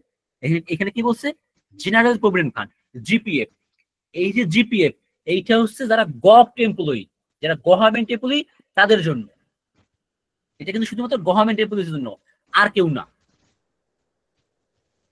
এখন বলছে কি, এই যে গভর্নমেন্ট এমপ্লয়িজ, এটা কি সব গভর্নমেন্ট এমপ্লয়িজ নাকি আবার গভর্নমেন্ট এমপ্লয়িজ মধ্যে ভাগ আছে? আচ্ছা বলেন তো, বাংলাদেশের গভর্নমেন্ট এমপ্লয়িজ মধ্যে ভাগ আছে কিনা? কেউ কি বলতে পারবেন গভর্নমেন্ট এমপ্লয়িজ মধ্যে ভাগ আছে কিনা?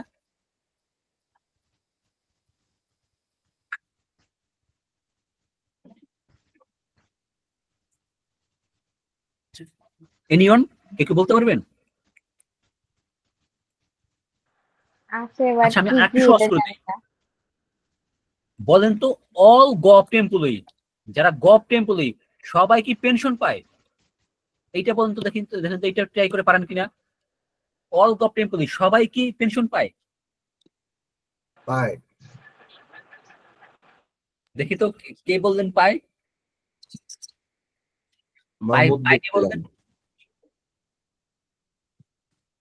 এই তো এইখানটা একটু মিস্টেক হয়েছে, সব গভর্নমেন্ট এমপ্লয়ি পেনশন পায় না। দাদা এটা কারা পায়? গ্রেডিং অনুযায়ী না? না না, গ্রেডিং অনুযায়ী না। একটা জিনিস চিন্তা করেন, এই যে ইউনিভার্সিটি জব কি সরকারি নাকি বেসরকারি বলেন তো? এটা স্বায়ত্তশাসিত। এটা কিন্তু এটা কিন্তু গভর্নমেন্ট আন্ডারে, তাই না? এদের স্যালারি হয় কোন জায়গা থেকে? এদের স্যালারি কিন্তু গভর্নমেন্ট থেকেই হয়, তাই না? এদের স্যালারি তো আর অন্য জায়গা থেকে আসে না, এদের স্যালারি কিন্তু গভর্নমেন্ট থেকেই আসে, তাই না? বাট এই যে ইউনিভার্সিটির টিচার, এই যে জবটা, এটা কিন্তু পেনশন নাই, এইখানটায় পেনশন নাই। তার মানে সরকারি যেসব এরকম অটোনমাস বডি আছে বা সেমি অটোনমাস বডি আছে, এইগুলো বেশিরভাগই ছিল পেনশন ছাড়া। বাংলাদেশ ব্যাংক তো তাহলে স্বায়ত্তশাসিত, ওরা কি ওদের পেনশন পায় না?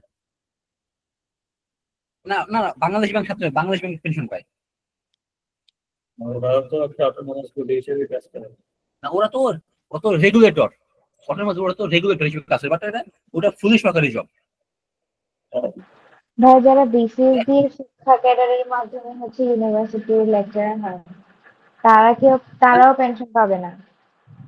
না, বিসিএস দিয়ে তো আর ইউনিভার্সিটি টিচার হয় না, বিসিএস দিয়ে তো শিক্ষা ক্যাডারে ইউনিভার্সিটি টিচার হয় না। বিসিএস দিয়ে শিক্ষাটা হয়েছিল কলেজের টিচার হয়, ইউনিভার্সিটি না। আচ্ছা, আমাদের আচ্ছা, যাই হোক, কলেজের টিচাররা হচ্ছে বিসিএস দিয়ে করছে, তো ওনারা পেনশন পাবে না? কোনটা পেনশন পাবে? কারণ ওনারা তো গভর্নমেন্ট এমপ্লয়ি, ওটা গভর্নমেন্ট জব। তার মানে এখানে মেইন পয়েন্ট হলো যেসব গভর্নমেন্ট জব পেনশনেবল, যেসব গভর্নমেন্ট জব পেনশনেবল, এই যে গভর্নমেন্ট জব আর হচ্ছে পেনশনেবল, এরা হচ্ছে জিপিএফ এর আন্ডারে থাকবে। ভালো করে খেয়াল রাখবেন, গভর্নমেন্ট এমপ্লয়িজ এন্ড পেনশনেবল জবস, এরা হচ্ছে জিপিএফ এর আন্ডারে। এখন কথা হলো এই যে জিপিএফ, এই ফান্ডের টাকাটা কে কে দিবে? অলওয়েজ খেয়াল রাখবেন, এই যে ফান্ড, এই ধরনের ফান্ডের টাকা কে দিবে? এইটা হচ্ছে কোশ্চেন, টাকা কে দিবে? এখানে যতগুলো ফান্ড আছে অলওয়েজ খেয়াল রাখবেন, ফার্স্ট অফ অল ফান্ডের টাকাটাকে দিবে এই যে জিপিএফ, ঠিক আছে? এই যে জিপিএফ এইখানে শুধুমাত্র যে এমপ্লয়ি টাকা দিবে, এমপ্লয়ি টাকা দিবে, মানে যে জব করতেছে সে হচ্ছে টাকা দিবে। যে এমপ্লয়ার মানে যে চাকরিটা দিচ্ছে সে কোনো টাকা পয়সা দিবে না। এই যে জিপিএফ ফান্ডে টাকা দিবে কে? টাকা দিবে এমপ্লয়ি, আর গভর্নমেন্ট কিছু দিবে না। এই হিসেবে জিপিএফ গেল। এরপরে বলা হয়েছে government employees who have no benefit from pension, যেসব গভর্নমেন্ট এমপ্লয়িজের পেনশন নাই, যেসব গভর্নমেন্ট এমপ্লয়ির পেনশন নাই, তারা দিবে কোথায়? Contribute to contributory provident fund, CPF, contributory provident fund. এখন দেখেন এইটা তো কোনো পেনশন নাই, এটা কি নো পেনশন, যেহেতু এটাই পেনশন নাই, এইখানে টাকাটা কে দিবে? এইখানে টাকাটা কে দিবে? এইখানে এমপ্লয়ি, আমি তো লিখে দিচ্ছি, এমপ্লয়ি প্লাস এমপ্লয়ার মানে গভ, দুজনই টাকা দিবে। আর এখানে দিবে কে? শুধুমাত্র এমপ্লয়ি।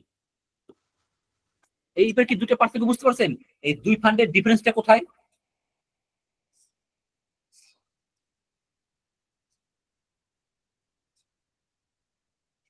যদি না বুঝতে পারেন আবার একটু জিজ্ঞাসা করবেন, আবার ক্লিয়ারিফাই করব।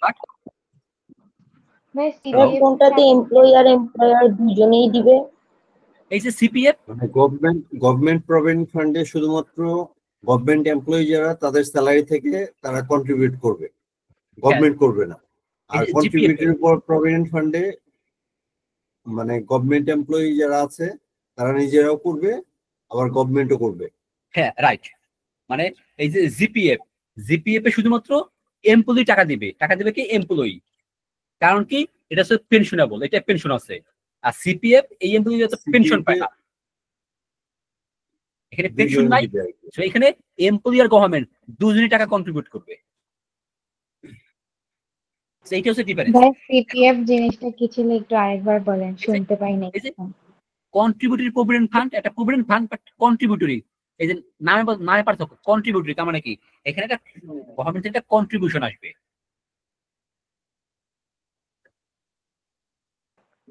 আচ্ছা, বুঝছি। এই হিসেবে আমাদের দুটো ফান্ড গেল। আমাদের এখন এই যে ফান্ডের যে বিষয়টা অলওয়েজ খেয়াল রাখবেন, ফান্ডের টাকাটাকে দিবে এবং এই টাকার ট্যাক্সের কাহিনী কি। এখন একটা জিনিস একটু খেয়াল করেন,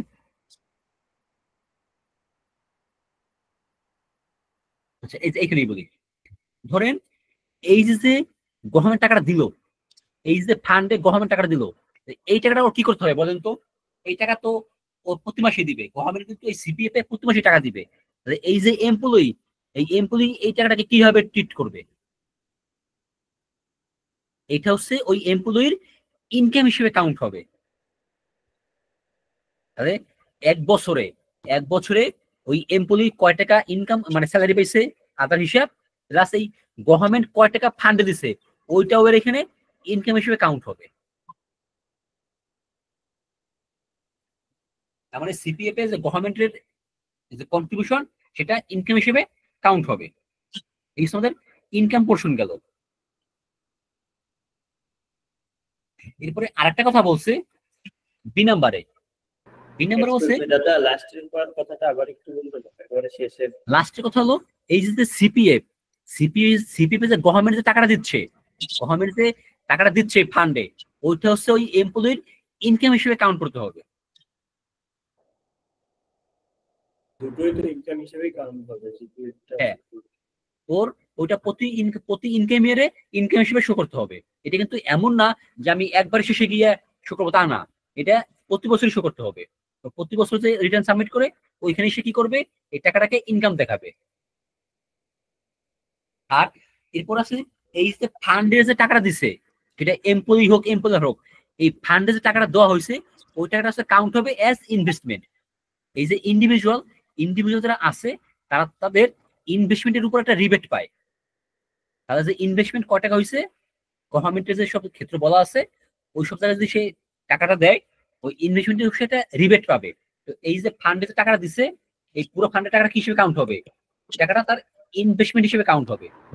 দাদা মানে তাহলে গভর্নমেন্ট যেটা দেবে ওইটা ইনকাম হিসেবে, আর যেটা এমপ্লয়ি যেটা দেবে ওইটা ইনভেস্টমেন্ট হিসেবে দেবে। না, গভর্নমেন্ট যেটা দিবে সেটা তো ইনকাম, আবার হ্যাঁ। দুটাই ইনভেস্টমেন্ট হিসেবে কাউন্ট হবে, ইনভেস্টমেন্ট হিসেবে দুটাই কাউন্ট হবে।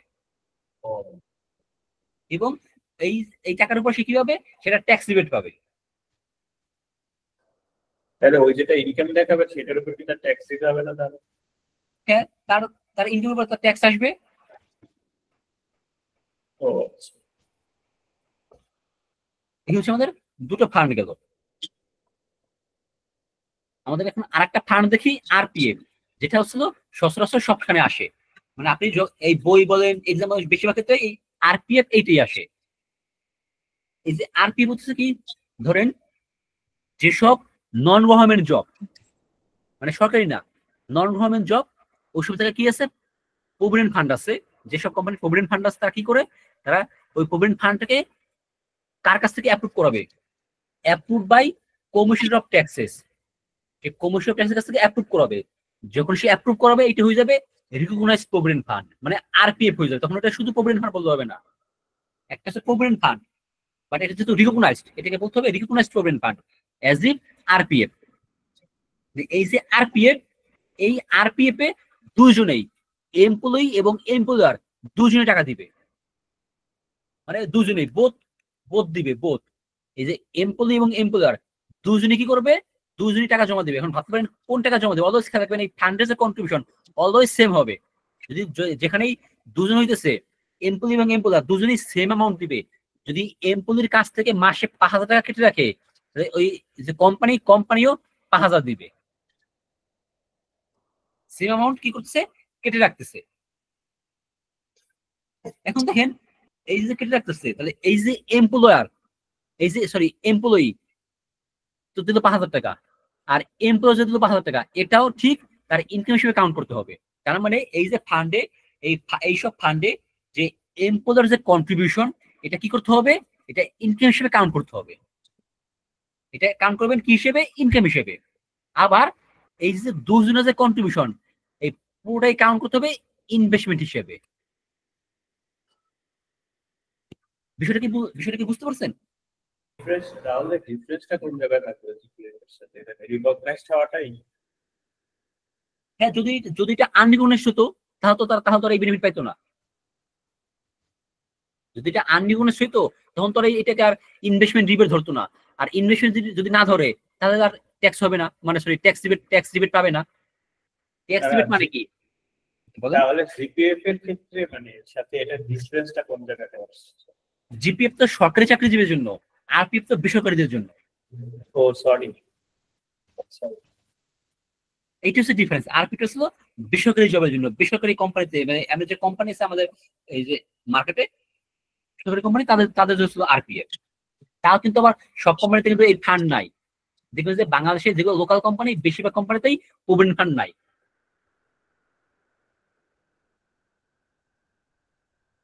আর আরেকটা জিনিস মনে রাখবেন, এই কোম্পানিটা রিকগনাইজড হইতে হবে গভর্নমেন্টের অথরিটি, তাহলে ট্যাক্স রিবেটটা পাবে।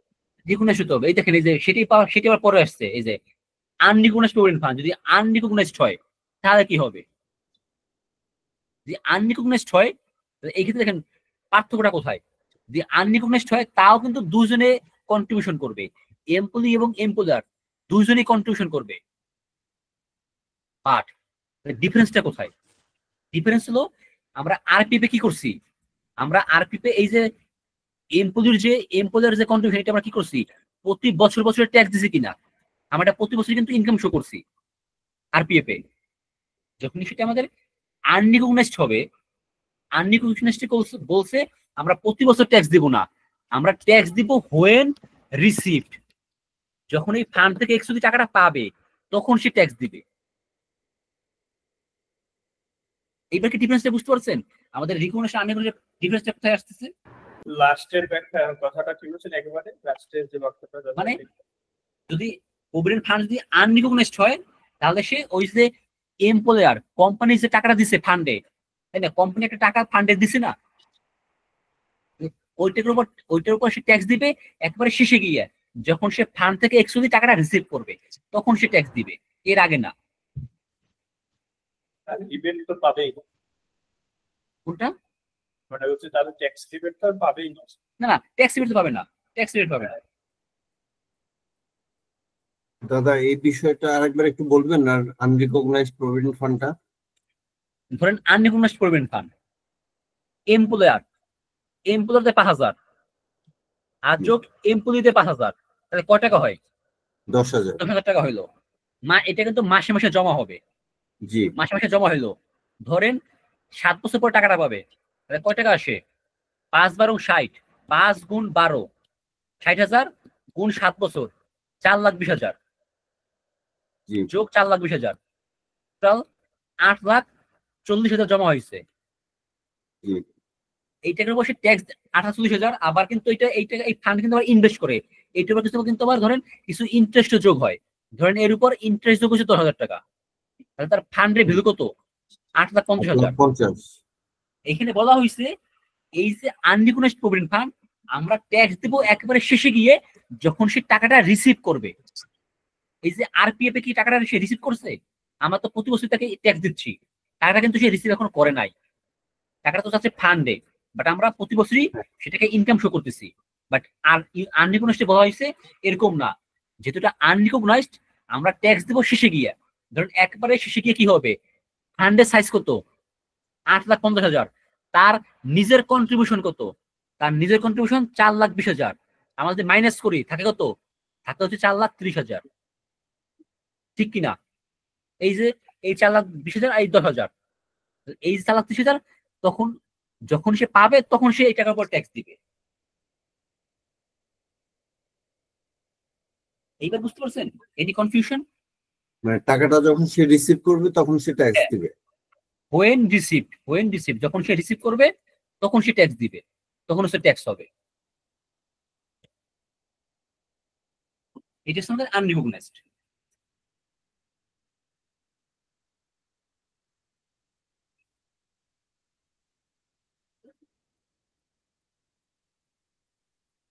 এটা হচ্ছে অ্যাপ্রুভ সুপারঅ্যানুয়েশন ফান্ড। এই যে অ্যাপ্রুভ সুপারঅ্যানুয়েশন ফান্ড, এটা হচ্ছে একটা স্পেশাল ফান্ড। এটা কি ফান্ড? একটা স্পেশাল ফান্ড। এই ফান্ডটা কখনই হয়, ধরেন একটা এমপ্লয়ি রিটায়ারমেন্টে যাবে বা অনেক সময় না যে মারা যায়, তো এইসব ক্ষেত্রে তাকে সাহায্য করার জন্য কি হয়েছে, একটা ফান্ড ক্রিয়েট করছে, নাম কি দিচ্ছে? সুপারঅ্যানুয়েশন ফান্ড। আর সেটা কি করছে? অ্যাপ্রুভ করাইছে, তারপরে ফলাফল কি এলো? Approve superannuation fund. এই যে অ্যাপ্রুভ সুপারঅ্যানুয়েশন ফান্ড, এখানে কি বলছে? Both employee and employer contribute to the fund, মানে দুজনেই টাকাটা দিবে, দুজনে কি করবে? কন্ট্রিবিউশন দিবে। The contribution of the employer is added to the income of the employee, এবং এমপ্লয়ার যে কন্ট্রিবিউশন ওটা কি হবে? ওইটা হচ্ছে ওর ইনকাম হিসেবে কাউন্ট করতে হবে।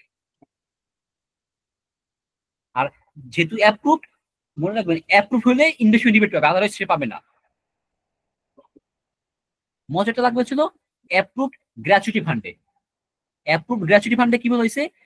অ্যাপ্রুভ গ্র্যাচুইটি ফান্ডে যে এমপ্লয়ি কিছু দেয় না, খেয়াল রাখবেন অ্যাপ্রুভ গ্র্যাচুইটি ফান্ডে এমপ্লয়ি কিছু দিবে না, তার মানে সব টাকা দিবে কে? সব টাকা দিবে এমপ্লয়ার। ভালো করে শুনবেন, সব টাকা দেবে কে? এমপ্লয়ার। এখন বলা হয়েছে এই অ্যাপ্রুভ গ্র্যাচুইটি ফান্ড থেকে 2.5 কোটি পর্যন্ত ট্যাক্স ফ্রি। 2.5 কোটির উপরে যদি কিছু পায় ওটার উপর সে ট্যাক্স দিবে। যদি কেউ 1 কোটি পায় তার এই টাকার উপর কোনো ট্যাক্স নাই। যদি কেউ 3 কোটি পায় তাহলে সে এখানে কয় টাকার উপর ট্যাক্স দেবে বলেন তো? 50 লাখের উপরে। রাইট, 50 লাখ। কারণ কি? তার তো 2.5 কোটি তো ফ্রি, 2.5 কোটি বাদ বাকি যে টাকা তার উপর সে ট্যাক্স দিবে।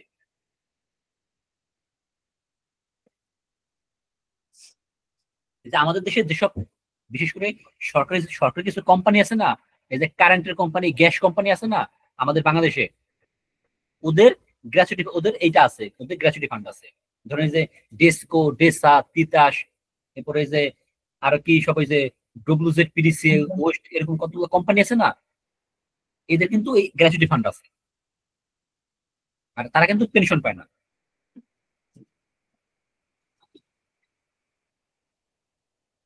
এরপরে ডাব্লিউপিপিএফ। ডাব্লিউপিপিএফ হলো কি জিনিস? আমাদের বাংলাদেশের লেবার অ্যাক্ট আছে না, লেবার অ্যাক্ট, তাই না? এই যে লেবার অ্যাক্ট, এই লেবার অ্যাক্ট অনুযায়ী বলা হয়েছে এই যে কোম্পানিগুলোকে কি করতে হবে, প্রফিটের একটা পোর্শন দিয়ে একটা ফান্ড বানাইতে হবে। প্রফিটের একটা পোর্শন দিয়ে ফান্ড বানাবে এবং ওই টাকা কি করবে, যারা ওয়ার্কার আছে বা এমপ্লয়ি তারা সবাই ভাগ বটরা করে নিবে। আমাদের এখানে পয়েন্ট হলো any payment received by any worker from this fund, এই যে ডাব্লিউপিপি থেকে যদি টাকা পায় shall be excluded from income. তার মানে ডাব্লিউপিপি থেকে যা পাবে পুরোটাই ট্যাক্স ফ্রি। তার মানে কেউ যদি ডাব্লিউপিপি থেকে কোনো টাকা পায় পুরো টাকাটা ট্যাক্স ফ্রি, এইটার উপর কোনো ট্যাক্স নাই। এইটা ভালো করে মনে রাখবেন যে ডাব্লিউপিপিএফ কি জিনিস, মানে এটা কি হবে, এটা থেকে যে টাকা পাবে পুরোটাই ট্যাক্স ফ্রি। ভাই ভাগ করে নিবে ওই জিনিসটা বুঝি নাই। ধরেন আমাদের রুলস হলো কোম্পানি যে প্রফিট তার 5% দিতে হবে। ধরেন একটা কোম্পানি 1 কোটি টাকা প্রফিট করছে, 1 কোটি প্রফিট করছে, তার মানে কয় টাকা হয়? 5 লাখ টাকা হয়, তাই না? এই যে 5 লাখ টাকা, এই 5 লাখ টাকা কি হবে, ওই ফান্ডে যাবে। এইখান থেকে কি হবে, এইখান থেকে 80% মানে কত, 4 লাখ টাকা, এই 4 লাখ টাকা কি হবে, ভাগাভাগি হবে। এই যে যারা এই যে ওয়ার্কার আছে বা এই ধরনের যে যারা এই ফান্ডের মেম্বার, তারা হচ্ছে এই 4 লাখ টাকা ভাগ পাবে। এটা কিন্তু এই 80% জি। না না, এখানে একটা আছে 80-10-10, 3টা ফান্ড হয়।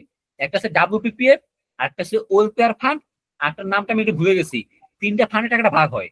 এই যে 5 লাখের 80-10-10, এই রেশিওতে ওই 3 ফান্ডে টাকাটা ভাগ হয়।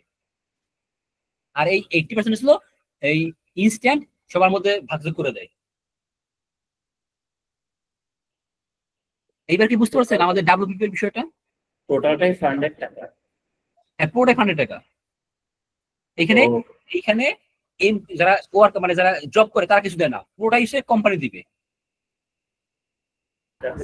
এখানে কোন পার্সেন্টেজ টাকা এড হবে না আপনার, ওই যে 10% নাকি, মানে কোনটা সরাসরি ইনকাম হিসেবে চলে যাবে, ট্যাক্স দিতে হবে না কোন পার্সেন্টেজ? না না, এই যে 4 লাখ টাকা, এই যে 80%, 4 লাখ টাকা যে ভাগ হবে, ধরেন 100 জন মেম্বার আছে কতজন, 100 জন। ধরেন 100 জন মেম্বার আছে, একজন মেম্বার 40,000 টাকা ভাগ পাইছে। ওই যে মেম্বার 40,000 ভাগ পাইছে, এটা তার ট্যাক্স ফ্রি ইনকাম। ধরেন তার স্যালারি থেকে ইনকাম আছে 5 লাখ টাকা, আর এই যে 40,000, 5,40,000, তো এইটা হচ্ছে তার ট্যাক্স ফ্রি। মানে ওই যে এমপ্লয়ি সে কয় টাকা পাইছে এই ডাব্লিউপিপিএফ থেকে, ওইটা থেকে তার জন্য ট্যাক্স ফ্রি।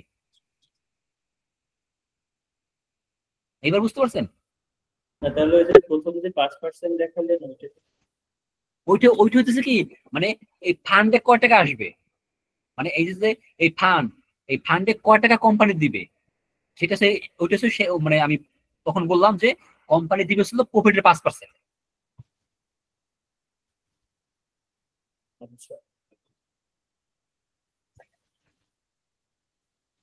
তাহলে আমরা আজকে বেশ কিছু জিনিস ডিসকাস করলাম।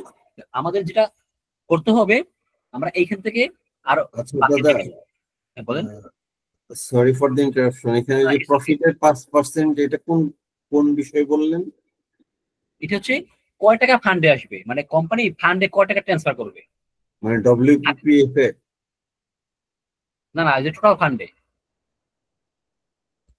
ডাব্লিউপি তো আসে তো এই টোটাল ফান্ডের 80%। দাদা পুরো বিষয়টা মনে হয় আবার একটু বললে ভালো। আচ্ছা, একটা জিনিস আপনি তাহলে সিম্পলি মনে রাখেন, সেটা হলো কোম্পানির যে প্রফিট হবে, ওই প্রফিটের একটা টাকা ডাব্লিউপিপি তে ট্রান্সফার করবে। এই যে ফান্ড, এই ফান্ডে কোম্পানির প্রফিটের একটা অংশ ট্রান্সফার করবে। আর ডাব্লিউপিপি যে টাকাটা ট্রান্সফার হবে, ওই টাকাটা কি হবে, ওই ফান্ডে যারা মেম্বার ওদের মধ্যে ভাগ হবে। আর ভাগ হয়ে একজন এমপ্লয়ি যে কত টাকা পাবে ভাগে, ওইটা তার জন্য ট্যাক্স ফ্রি ইনকাম। এইটুকু ধরেন, আগের এত সব ক্যালকুলেশন বাদ দেন, আপনি সিম্পল এটুকু মনে রাখেন যে প্রফিটের একটা নির্দিষ্ট অংশ এই ফান্ডে ট্রান্সফার হবে, আর ওই ফান্ড থেকে যারা যারা ভাগ পাবে ওই টাকাটা তাদের জন্য ট্যাক্স ফ্রি। এখন সে 20,000 পাক, 50,000 পাক, 1 লাখ পাক, যা পাক ওই ফান্ড থেকে, ডাব্লিউপি থেকে সে যে কত টাকা রিসিভ করুক পুরোটাই ট্যাক্স ফ্রি। এইবার বুঝতে পারছেন? জি। আর কতক্ষণ টাইম ক্লাস হবে ভাইয়া? আমাদের শেষ, আমাদের এই পর্যন্ত আমি সেটাই বলছি। আমাদের এখন যেটা আমাদের নেক্সট যেটা ক্লাস যেটা করবো, আমাদের আর টুকটাক একটু ডিসকাশন আছে, আমরা ওইগুলো শেষ করে আমরা অঙ্ক দেখবো। কারণ কি, এই যে ইন্ডিভিজুয়াল অ্যাসেসমেন্ট আসে, ইন্ডিভিজুয়াল অ্যাসেসমেন্টের এইখান থেকে ইন্ডিভিজুয়াল অ্যাসেসমেন্টে তো ধরেন আমাদের অনেকগুলো হেড আছে, সব হেড কিন্তু আমাদের অঙ্কে আসে না, তাই না? আমাদের সব হেড কিন্তু অঙ্কে আসে না, আমাদের 2টা হেড থেকে বেশি আসে। আমরা ওই 2টা হেড একটু ভালো করে করব, যে আমরা কিভাবে সলভ করতে হয়। একটা হচ্ছে স্যালারি, আর একটা আমরা পরে বলতেছি। আমাদের নেক্সট ক্লাসে আমরা এটা অঙ্ক দেখবো যে আমরা কিভাবে ক্যালকুলেশন করতেছি, আমরা এইভাবে আগাবো। আর আপনাদের যেটা কাজ হবে, বাসায় বসে একটু দেখবেন, এই বিষয়টা একটু ভালো করে দেখবেন, এই ডিসিশন গুলো দেখবেন যে অনেক কিছু ইজি হয়ে যাবে। দাদা একটু যদি কিছু মনে না করেন, একটা বিষয় বলি, সেটা হলো যে বলেন।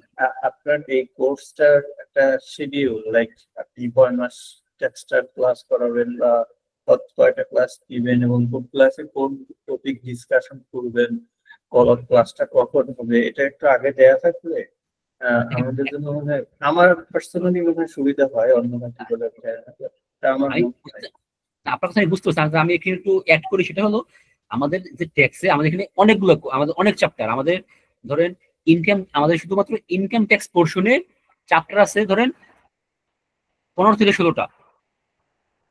আমাদের ইনকাম ট্যাক্স পোর্শনে চ্যাপ্টার হলো 15 থেকে 16টা। আমরা ইনকাম ট্যাক্সের ক্লাস বলছিল ধরেন 10 থেকে 11টা। এরপরে ভ্যাট তো এক চ্যাপ্টার অনেক বড়, কাস্টমস এক চ্যাপ্টার অনেক বড়।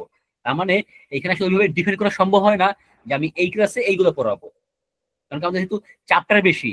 আমাদের প্রতি ক্লাসে আমাদের এমন হবে যে আমরা একদিনে 2 চ্যাপ্টার পড়ে ফেলবো, আবার এমন হবে আমরা একদিনে 1 চ্যাপ্টার পড়ছি। সমস্যা নেই, ব্যাপারটা একটা প্রবাবল একটা বিষয়। যদি ধরেন আজকে রবিবার, তাই না, তো শুক্রবার পর্যন্ত আপনি ট্যাক্সের কয়টা ক্লাস দিবেন বা কোন চ্যাপ্টারটা নেক্সটে আসতেছে, হ্যাঁ, তাহলে কিন্তু মানে আমরা যারা নতুন, আমাদের জন্য সুবিধা হয়। অনেকে সিনিয়র আছেন, অনেকে জানেন না। আপনি এখন তো আমি যদি ধরেন ফর এক্সাম্পল আমার কথাটাই বলি, এখানে যদি জানতাম যে আজকে ডিসকাশনের পয়েন্ট হচ্ছে এটা, তাহলে আমি যে আপনার সাথে হয়তো আরেকটু ইন্টারঅ্যাক্ট করতে পারতাম বা আরো কিছু কোয়ারি করতে পারতাম, বা আপনার কোয়ারি না করেও আমি আপনার ক্লাসটা কম ইন্টারঅ্যাক্ট করতে পারতাম, because I have known this, like এরকম কিছু বললাম। আপনি মাইন্ড করিয়েন। আচ্ছা, বুঝতে পারছেন না? It's okay. এই ক্ষেত্রে আমাদের নেক্সট ক্লাস হচ্ছে যেটা বললাম, যে আমাদের এইখানে আমরা যেখানে শেষ করছি ওর পর থেকে যেগুলো আছে ওইখানে আমরা ওইগুলো দেখবো, আর আমরা অঙ্ক দেখবো। এটা হচ্ছে আমাদের প্ল্যান। আর যদি এমন হয় আমাদের টাইম থেকে যায় যে আমরা এই আরো অল্প একটু ডিসকাশন আছে, আমরা অল্প একটু ডিসকাশন করে এবং একটা অঙ্ক দেখবো, এবং এরপর যদি আমাদের টাইম থাকে, যদি আমার কাছে আমাদের টাইম থাকে, টাইম থাকার সাপেক্ষে আমরা পরবর্তী চ্যাপ্টার আছে সেখানে চলে যাব। আমাদের পরবর্তী চ্যাপ্টার হলো ইনকাম ফ্রম ফিনান্সিয়াল অ্যাসেট। আমি বলছি না যে যাবই, যদি টাইম থেকে আমি অবশ্যই যাব, কারণ কি আমাদের যেহেতু ক্লাসের সংখ্যা কম, চ্যাপ্টার বেশি, আমাদের অবশ্যই মানে একটু সুইচ করতে হবে। আমাদের নেক্সট হতেছে কালকে আমাদের ওই ডিসকাশন, আর হতেছে একটা অঙ্ক দেখবো স্যালারি নিয়ে। টাইম থাকলে ইনকাম ফ্রম ফিনান্সিয়াল অ্যাসেট ওইখানটায় যাবো চলে। আপনারা যেটা করতে পারেন, যদি কেউ সদস্য চান, আপনারা একটু ধরেন আমি আগামীকাল নেক্সট ক্লাসে কোনগুলো ডিসকাস করতে পারি, আপনারা বাসায় এসে দেখলে কি হবে, কি অনেক কিছু আছে আপনাদের মানে কনফিউশন থাকবে না। আবার কিছু কিছু জিনিস আছে আপনারা আগে যদি দেখে ফেলেন, আপনাদের কোশ্চেনটা ইজি হয়ে যাবে।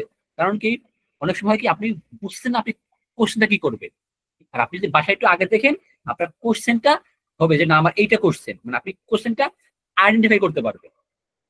তো আপনি এটা করতে পারেন যদি আপনার থাকে যে না আমি একটু মানে ফাস্ট ফরওয়ার্ড করি। আর একটা জিনিস মনে রাখবেন, এই লাইনে যদি আপনাকে সবার থেকে ভালো রেজাল্ট করতে হয় বা অন্যের তুলনায় ভালো রেজাল্ট করতে হয়, আপনাকে মনে রাখতে হবে অবশ্যই অন্যের থেকে বেশি পড়তে হবে। আপনি তখনই অন্যজনের থেকে কম পড়ে বেশি ভালো রেজাল্ট করতে পারবেন যখন আপনি অনেক এক্সট্রাঅর্ডিনারি হবেন। আপনি কম পড়ে ভালো রেজাল্ট করতে পারেন, বাট আপনি যদি এমন হয় যদি আপনি অ্যাজ ইউজুয়াল হন, ধরেন 5 জন আছে, সবাই যদি সেম ক্যাটাগরির স্টুডেন্ট হয়, তাহলে যদি কাউকে ভালো রেজাল্ট করতে হয় তাকে অবশ্যই বাকিদের থেকে বেশি পড়াশোনা করতে হবে। এই জন্য কিন্তু একটা কথা আছে যে you have to run extra mile to go extra mile, তাই না? আপনাকে যদি অতিরিক্ত যেতে হয় আপনাকে অতিরিক্ত দৌড়াতে হবে, আদার্স কিন্তু সম্ভব না। আমাদের নেক্সট ক্লাসে যেটা আমি বলবো, নেক্সট ক্লাসে আমাদের ডিসকাশন পয়েন্ট সেটা আমরা বলে রাখলাম যে আমরা কোথায় পড়বো আর আমরা অঙ্ক দেখবো। সো নেক্সট ক্লাসটা ছিল অনেক গুরুত্বপূর্ণ। ওইখানে আমরা দেখবো যে কি আমরা যে ডিসকাশন গুলো করলাম আমরা কিভাবে সেটাকে অঙ্কে কনভার্ট করবো বা আমরা কিভাবে অঙ্কে সলভ করবো। আর এর একটা গুরুত্ব, এটা একটা ইম্পর্টেন্স এই কারণে, যখন আমাদের এক্সামটা রিটেন ছিল, আপনারা যখন রিটেন ছিল আপনি কিন্তু রিটেন করার সুযোগ পাইছেন না, যেহেতু এখানে এমসিকিউ আপনার কিন্তু সম্পূর্ণ করে অত ডিটেলসে করে একটু টাফ হয়ে যাবে। আপনাকে কি করতে হবে, আপনাকে সংক্ষেপে বুঝতে হবে। কারণ কি আপনারা তো সব চাইবে না, আপনার ধরেন একটা মধ্যে কিন্তু সব চাইবে না, দেখা গেল একটা মধ্যে 3-4টা পয়েন্ট চাইছে, আপনাকে ওইগুলো বুঝতে হবে যে আমার কোন কোন জিনিসে চাইছে, আমি শুধুমাত্র ওইগুলো বের করবো। তার মানে হচ্ছে আপনাকে কোশ্চেন এবং এই আপনার রিকোয়ারমেন্ট এইটার যে রিলেশন এটা বুঝতে হবে। সো নেক্সট ক্লাসটা অনেক গুরুত্বপূর্ণ, এটাকেও মিস করবেন না। আশা করি সবাই এই যে স্যালারি যে চাপটা আছে এটা সম্পূর্ণ ক্লিয়ার হয়ে যাবে। তাহলে আমরা আজকে এখানেই রাখি। সবাই সুস্থ থাকবেন, ভালো থাকবেন, সবার সাথে দেখা হবে পরবর্তী ক্লাসে। জি, অনেক ধন্যবাদ দাদা। আপনাদেরকে অসংখ্য ধন্যবাদ সাথে থাকার জন্য।